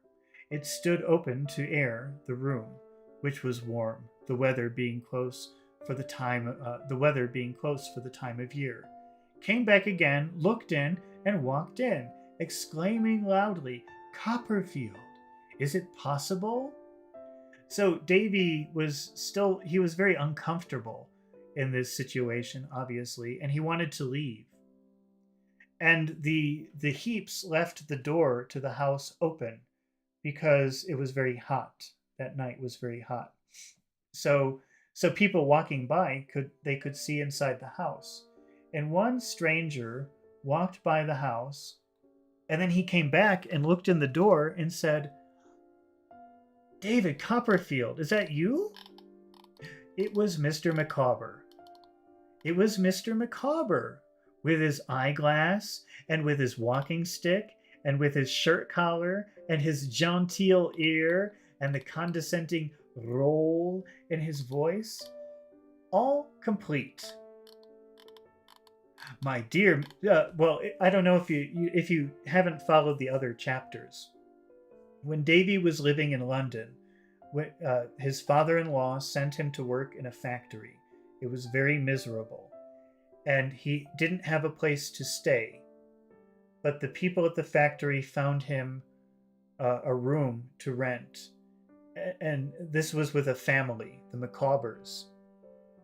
And and they became very good friends while he was living in London. And the reason he decided to run away from London was because the Micawbers had left London and he was all alone and scared. And that's why he went to Dover to see his aunt. Plus, it was miserable and horrible. But after the Micawbers left, he was very sad. So it was Mr. Micawber. Mr. Micawber with his eyeglass and his walking stick and his shirt collar and his genteel air and the condescending roll in his voice, all complete. "My dear Copperfield," said Mr. Micawber, putting out his hand, "this is indeed a meeting which is calculated to impress the mind with a sense of the instability and uncertainty of all human. In short, it is the most extraordinary meeting. Walking alone, by the way, don't get scared with this crazy language. This is how Mr. Micawber talks.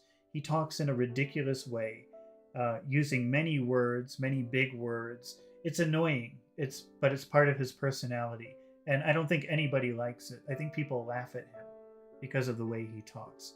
And even for a native speaker, it's very difficult to understand what he's saying.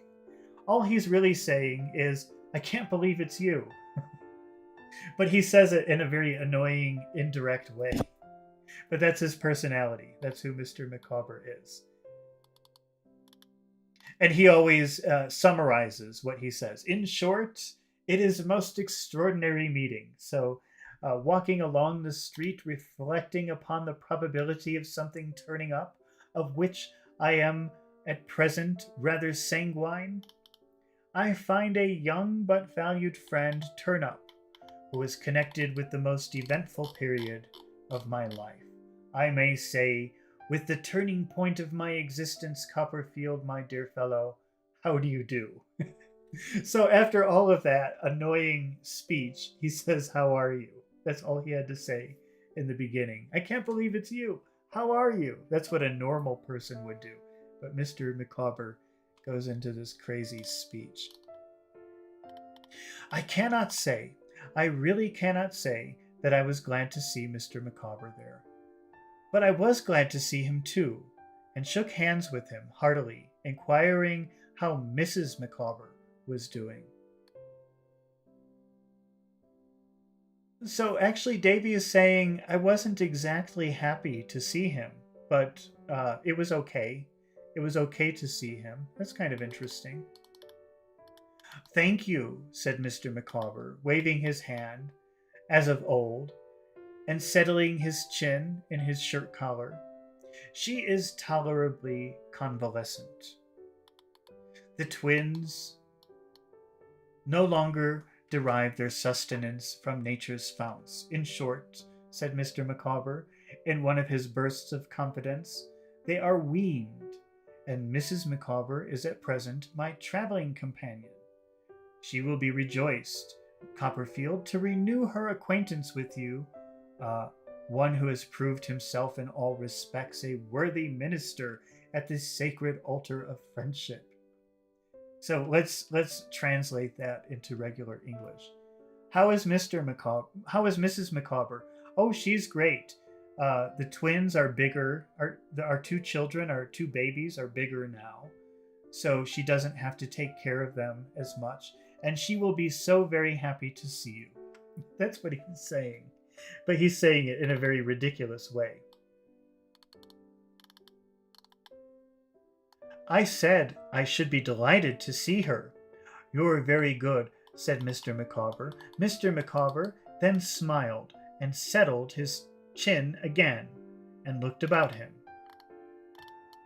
"I have discovered, my friend Copperfield," said Mr. Micawber genteelly, and without addressing himself particularly to anyone, "not in solitude, but partaking of a social meal in company with a widow lady, and one who is apparently her offspring. In short," said Mr. Micawber in another of his bursts of confidence, "her son.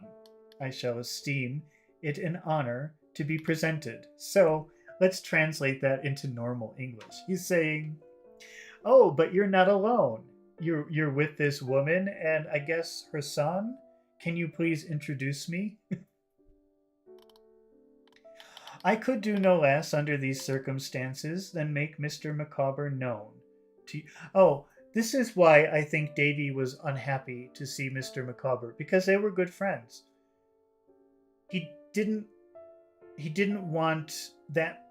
He was avoiding talking about that period of his life to the Heaps because he doesn't trust them. And he's not supposed to tell people about that period in his life. But then suddenly Mr. Micawber comes in, and how can he explain how he knows this man? I mean, he was renting a room from this man while he was being a slave in a factory in London. It's a pretty pathetic time, a pretty embarrassing time in his life, and to give the Heaps that kind of information is horrible. But now he has no choice. He has to introduce Mr. Micawber to the Heaps, and of course they're going to ask, "Oh, how do you know him?" I could do no less under these circumstances than make Mr. Micawber known to Uriah Heep and his mother, which I accordingly did. As they abased themselves before him, Mr. Micawber took a seat and waved his hand in his courtly manner.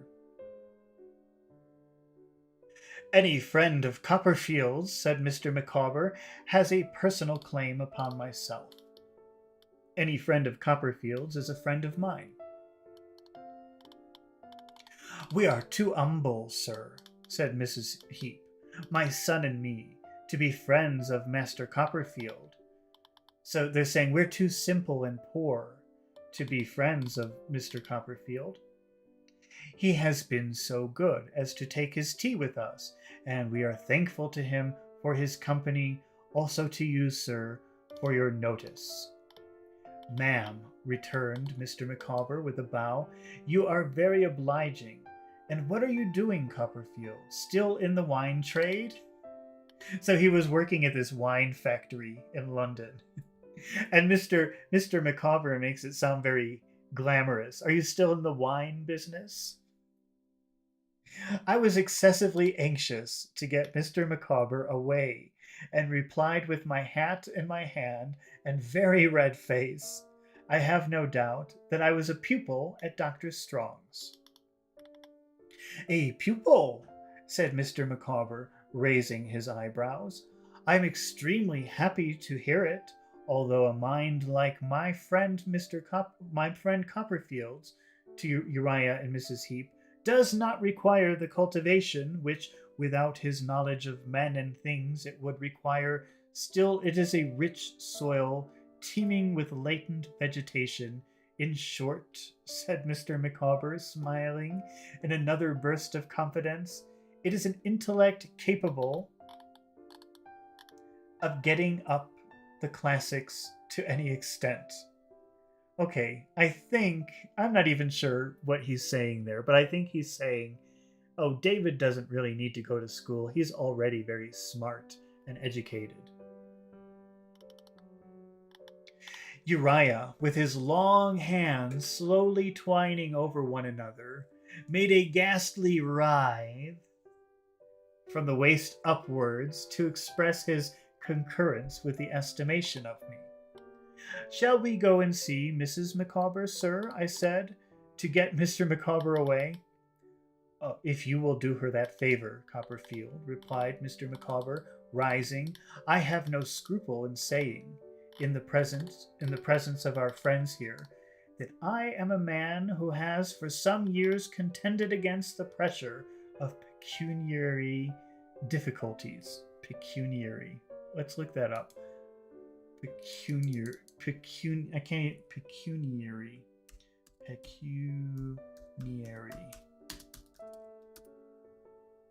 Relating to or consisting of money. Let's see. "I am a man who has for some years contended against the pressure of pecuniary difficulties."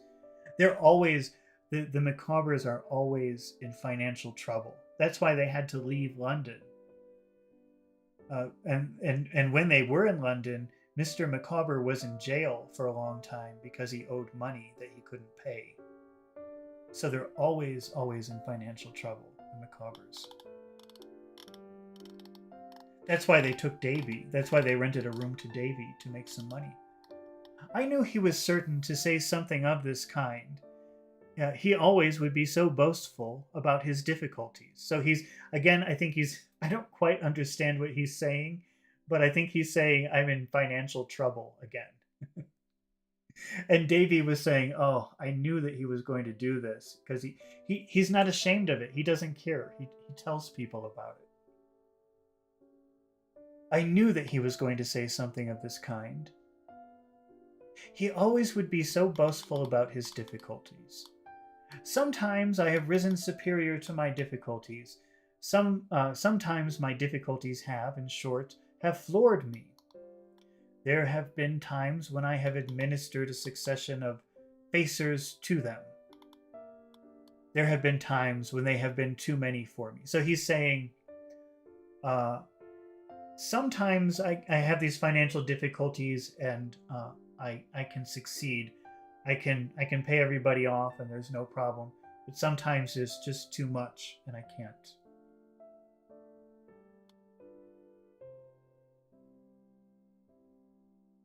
And I have given in and said to Mrs. Micawber in the words of Cato, Plato, thou reasonest well, it's all up now.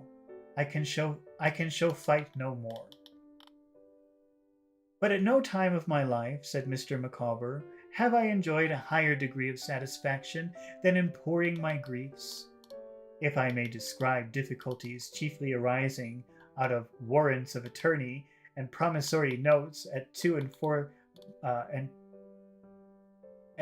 4 months, by that word, into the bosom of my friend Copperfield. So Mr. Micawber, Davy's just a little 10-year-old boy.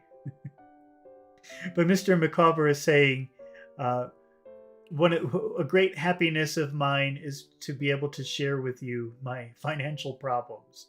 Not share like financially, but to share them with you, to tell you about them. Mr. Micawber closed this handsome tribute by saying, Mr. Heep, good evening. Mrs. Heep, your servant.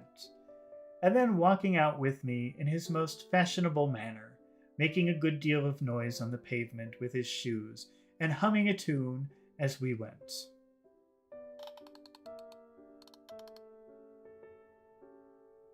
Okay, I'm just going to take a little 1-minute break, and I will be back in a minute if I can find...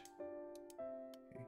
All right, I'll be back in 1 minute. I just have to take a break.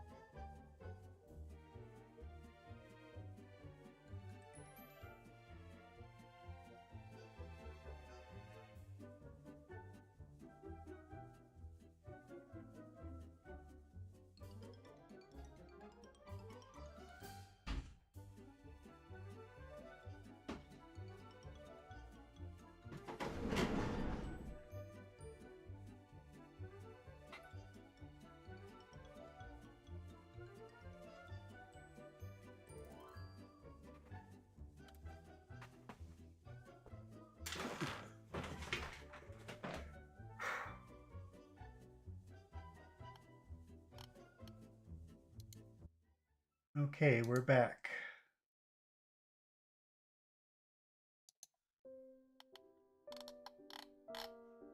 Let's see, where did we leave off?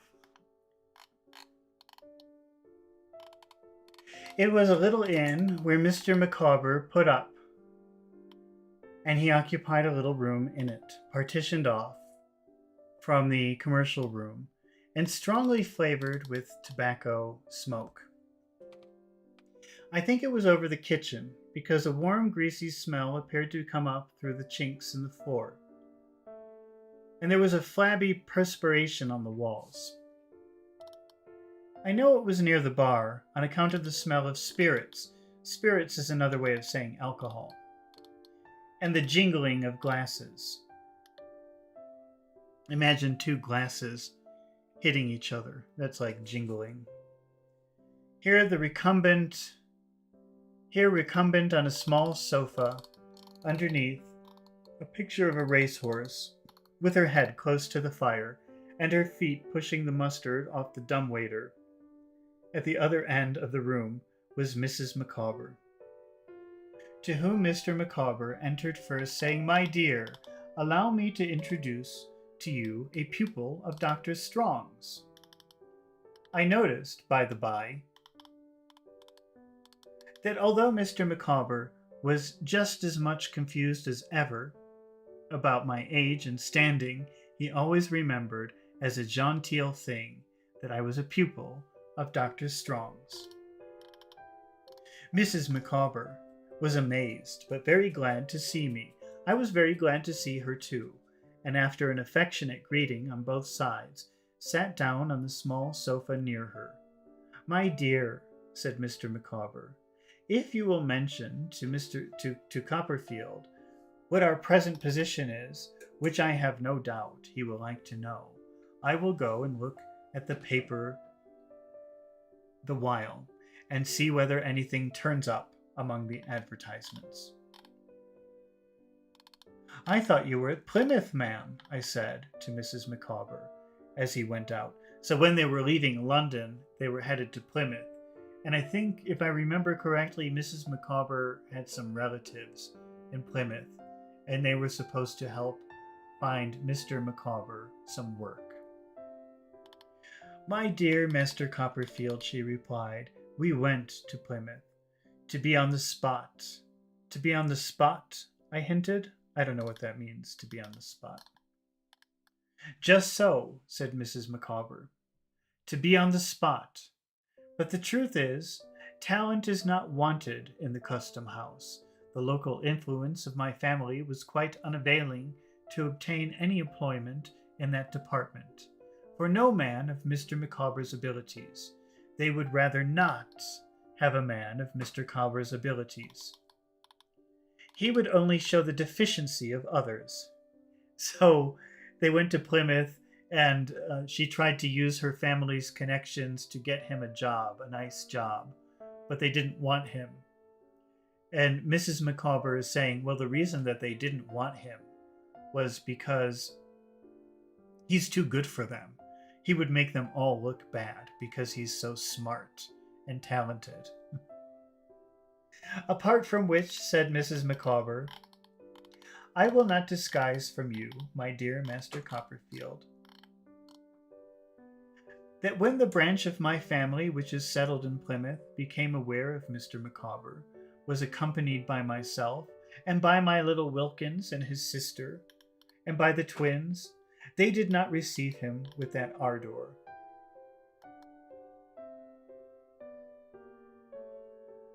Every time I scroll, I lose my place. I have to find it again. Or maybe I went too far. No. "They did not receive him with that ardor which might have been expected, being so newly released from captivity. In fact," said Mrs. Micawber, lowering her voice, "this is between ourselves. Our reception was cool." So they went to Plymouth hoping that Mrs. Micawber's family would help him find a job. And they just were released from prison. But when they arrived, her family really didn't want to see them. they didn't. Maybe they were embarrassed because they're poor, or because they just came from jail, but they didn't really want them around.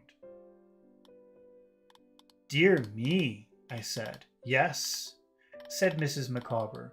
It is truly painful to contemplate mankind in such an aspect, Master Copperfield, but our reception was decidedly cool. So that means they didn't want us around. They were not happy to see us. There's no doubt about it. In fact, that branch of my family which is settled in Plymouth became quite personal to Mr. Micawber before we had been there a week. I said and thought that they ought to be ashamed of themselves. So I guess they insulted him. Maybe she'll say what they did. Still, so it was, continued Mrs. Micawber. Under such circumstances, what could a man of Mr. Micawber's spirit do? But one obvious course was left: to borrow of that branch of my family the money to return to London, and return at any sacrifice. Then you all came back again, ma'am, I said. Well, we all came back again. We all came back again, replied Mrs. Micawber.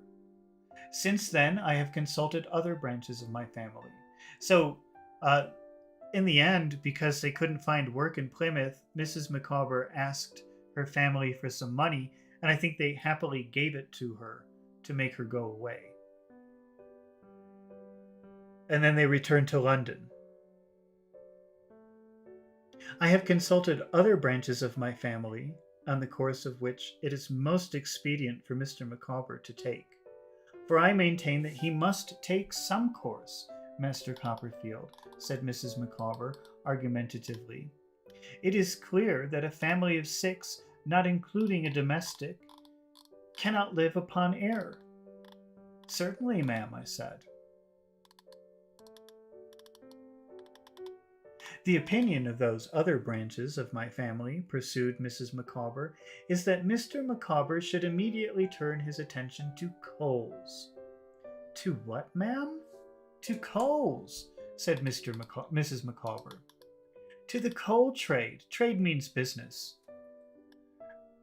Mr. Micawber was induced to think on inquiry that there might be an opening for a man of his talent in the Medway coal trade. Then, as Mr. Micawber very properly said, the first step to be taken clearly was to come and see the Medway, which we came and saw. I say we, Master Copperfield, for I never will, said Mrs. Micawber with emotion. I never will desert Mr. Micawber. She's always doing that. Mr. Micawber is always getting into trouble, getting in jail, getting in debt, and Mrs. Micawber says, I will never leave him, and she starts crying. She always does that. She's doing that here. I will never desert. Desert means leave or abandon. I will never desert Mr. Micawber. I murmured my admiration and approbation. We came, repeated Mrs. Micawber, and we saw the Medway. My opinion of the coal trade on that river is that it may require talent, but that it certainly requires capital. Talent Mr. Micawber has. Capital means money here. Money Mr. Micawber has not. We saw, I think, the greater part of the Medway, and that is my individual conclusion. Being so near, Mr. Micawber was of opinion that it would be rash not to come on and see the cathedral. Firstly, on account of its being so well worth seeing, and our never having seen it, and secondly, on account of the great probability of something turning up. If something turns up, that means something appears. So if you say something will turn up, that means something will come from the sky. We will get lucky. We will be lucky. Some kind of luck will happen. And Mr. Micawber is always talking about something turning up. Something will fall from the sky and help us. We will get lucky. Something turning up in a cathedral town. We've been here, said Mrs. Micawber, 3 days. Nothing, as yet, has turned up, and it may not surprise you, my dear Master Copperfield, so much as it would a stranger to know that we are at present waiting for a remittance from London to discharge our pecuniary obligations at this hotel. So she's saying that they've been staying in the hotel for 3 days and they don't have any money, and they're waiting for someone in London to send them some money to pay for the hotel. They never have any money, and they're always spending money. Until the arrival of the remittance, said Mrs. Micawber, with much feeling, I am cut off from my home. I allude to lodgings in Pentonville, from my boy and girl, and from my twins. So she can't see her babies. They're staying in the hotel by themselves, and I guess I don't know what the reference is to Pentonville, but that's where her children are. Maybe she has family there. I don't know. I felt the utmost sympathy for Mr. and Mrs. Micawber in this anxious extremity, and said as much to Mr. Micawber, who now returned, adding that I only wished I had money enough to lend them the amount they needed. Mr. Micawber's answer expressed the disturbance of his mind. He said, shaking hands with me, Miss Copperfield, you are a true friend, but when the worst comes to worst, no man is without a friend who is possessed of shaving materials.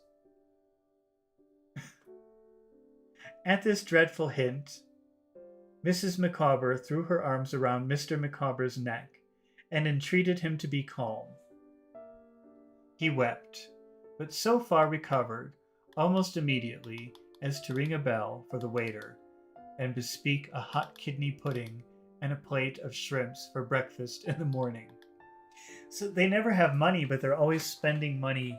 They have a servant, and they're always spending money on pretty fancy food. So they just, whenever they find money, they don't know how to save it. They always spend it in crazy ways. When I took my leave of them, that means when I was ready to say goodbye, they both pressed me so much to come and dine before they went away that I could not refuse. But as I knew I could not come next day, when I should have a good deal to prepare in the evening, Mr. Micawber arranged that he would call Dr. Strong's in the course of the morning, having a presentiment that the remittance would arrive by that post, and propose the day after, if it would suit me better. Accordingly, I was called out of school next forenoon, and found Mr. Micawber in the parlor, who had called to say that the dinner would take place as proposed. When I asked him if the remittance had come, he pressed my hand and departed.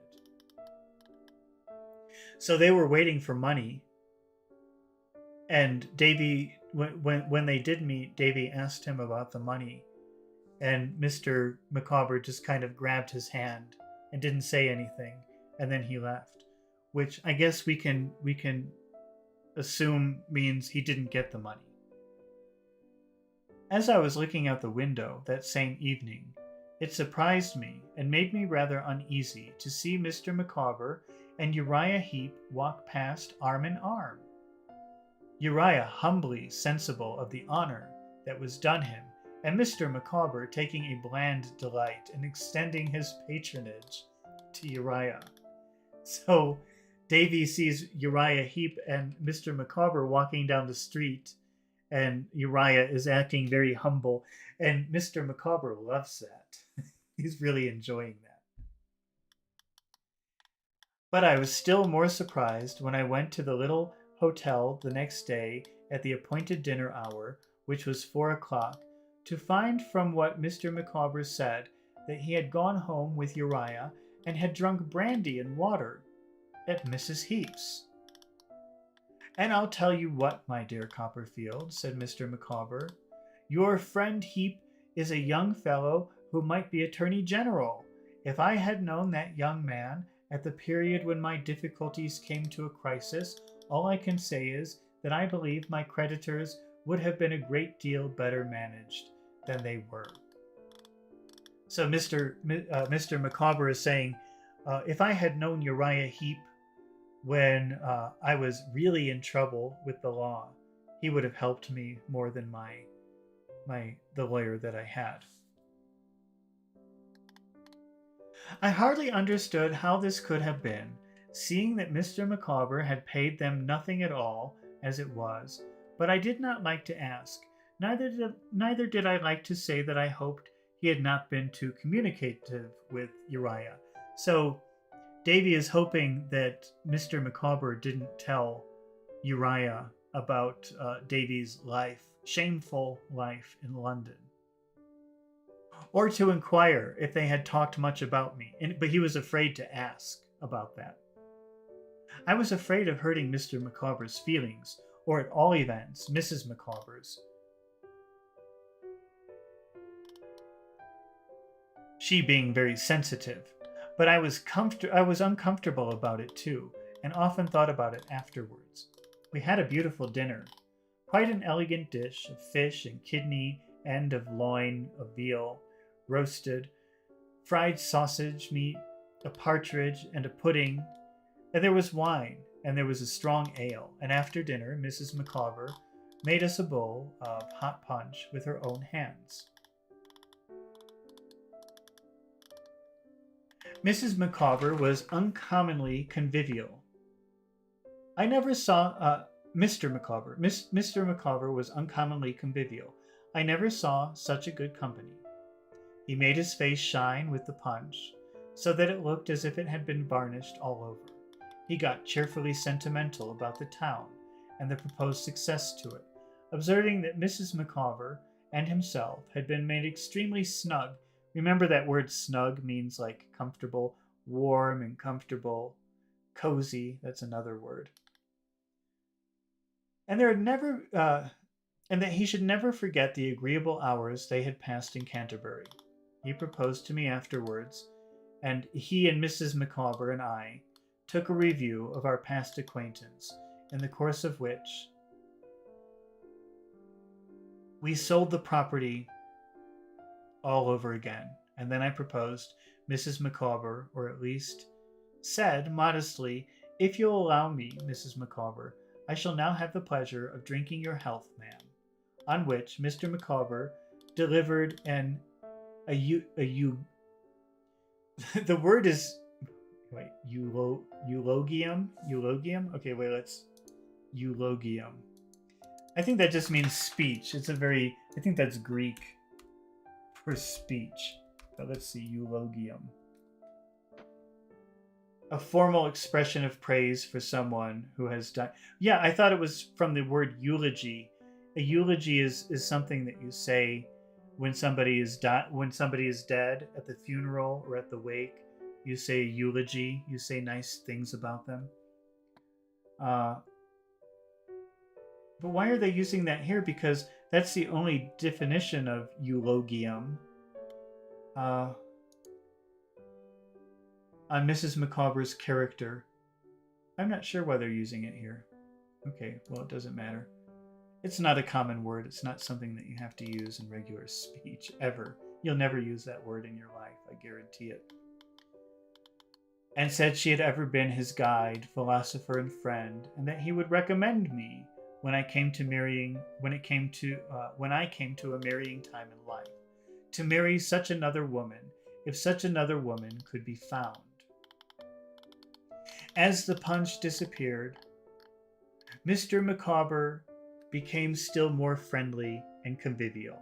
Mrs. Micawber's spirits becoming elevated too, we sang Old Lang Syne. When we came to Here's a Hand, My Trusty Frere, we all joined hands round the table, and when we declared that we would take a right good willy wot, and hadn't the least idea what it meant, we were really affected. In a word, I never saw anybody so thoroughly jovial. Jovial means like happy, having fun, as Mr. Micawber was. down to the very last moment of the evening, when I took a hearty farewell of himself and his amiable wife. Amiable means friendly. Consequently, I was not prepared at 7 o'clock next morning to receive the following communication, dated 9:30 in the evening, a quarter of an hour after I left him. My dear young friend, the die is cast. All is over. When you say the die is cast, that means nothing can be done. There's nothing you can do. So this sounds like something bad. When somebody starts a sentence with the die, or somebody starts a speech or a letter with the die is cast, that's bad, because that means there's nothing that can be done. We can't change this. So let's see what Mr. Micawber said in the letter.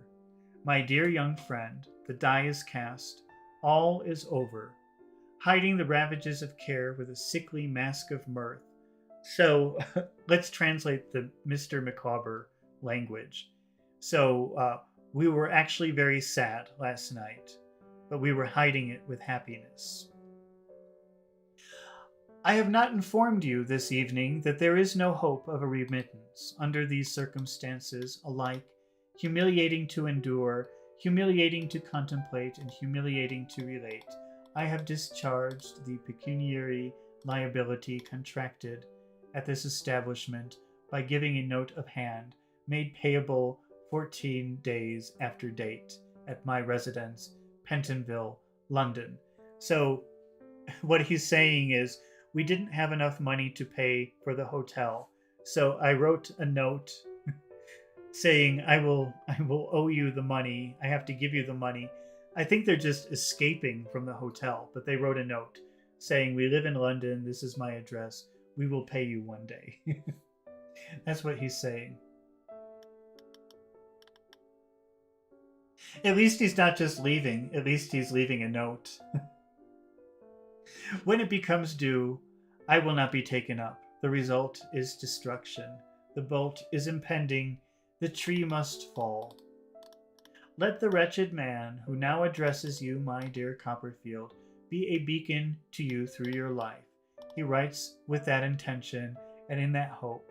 If he could think of himself of so much use, one gleam of day might by possibility penetrate into the cheerless dungeon of his remaining existence, though his longevity is at present, to say the least of it, extremely problematical. This is the last communication, my dear Copperfield, you will ever receive from the beggared outcast, Wilkins Micawber. Okay, how do we translate that? He wants to say, if he could be anything to Davy, it should be an example. Like, Davy should learn from him how not to behave. That's what he's saying in that last paragraph. And don't worry if you don't understand it, because it's very complicated, even for a native speaker, to read that. It doesn't make any sense. It's very complicated. But that's what he's saying. He's saying, I hope that you will learn from my mistakes. And then he says, this will be the last time you hear from me. I was so shocked by the contents of this heart-rending letter that I ran off directly towards the little hotel with the intention of taking it on my way to Dr. Strong's and trying to soothe Mr. Micawber with a word of comfort. To soothe. Soothe is a verb. Actually, I'm going to put that word up here. Soothe. I don't know. I'm just going to guess that we're at word number 10 here. Soothe. Soothe is a word that means make relax. So if you listen to soothing music, that's music that makes you feel relaxed. Or if you say soothing words to someone, they're words that make them feel relaxed. And Davy is saying, I ran to the hotel to soothe Mr. Micawber. I wanted to make him feel better, because Davy knew that he was feeling very depressed and sad. So he went to the hotel to soothe Mr. Micawber. All right. trying to soothe Mr. Micawber with a word of comfort, but halfway there I met the London coach with Mr. and Mrs. Micawber up behind it. Mr. Micawber was the very picture of tranquil enjoyment, smiling at Mrs. Micawber's conversation, eating walnuts out of a paper bag. So Davy's running to the hotel, very worried about Mr. Micawber, and he wanted to soothe him, make him feel better. And as he's running, he sees the coach. That's like a bus from 200 years ago, a bus with horses. And he sees the coach moving past, passes him as he's in the street, and he sees them on the coach. And Mr. Micawber is very happy. He's eating his walnuts and listening to Mrs. Micawber talk, with a bottle sticking out of his breast. He even had some alcohol. As they did not see me, I thought it best, all things considered, not to see them. So he didn't say anything. He just let the coach pass without mentioning.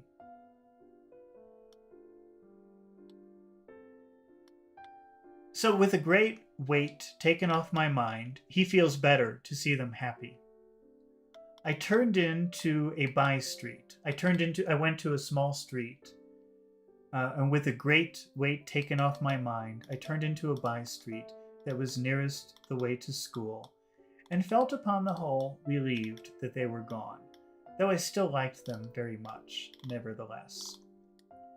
All right, well, that is the end of chapter 17 of David Copperfield by Charles Dickens. Thank you, everybody who stayed and watched. And we will do chapter 18, a retrospect, very soon. Until then, I will see you later. Goodbye.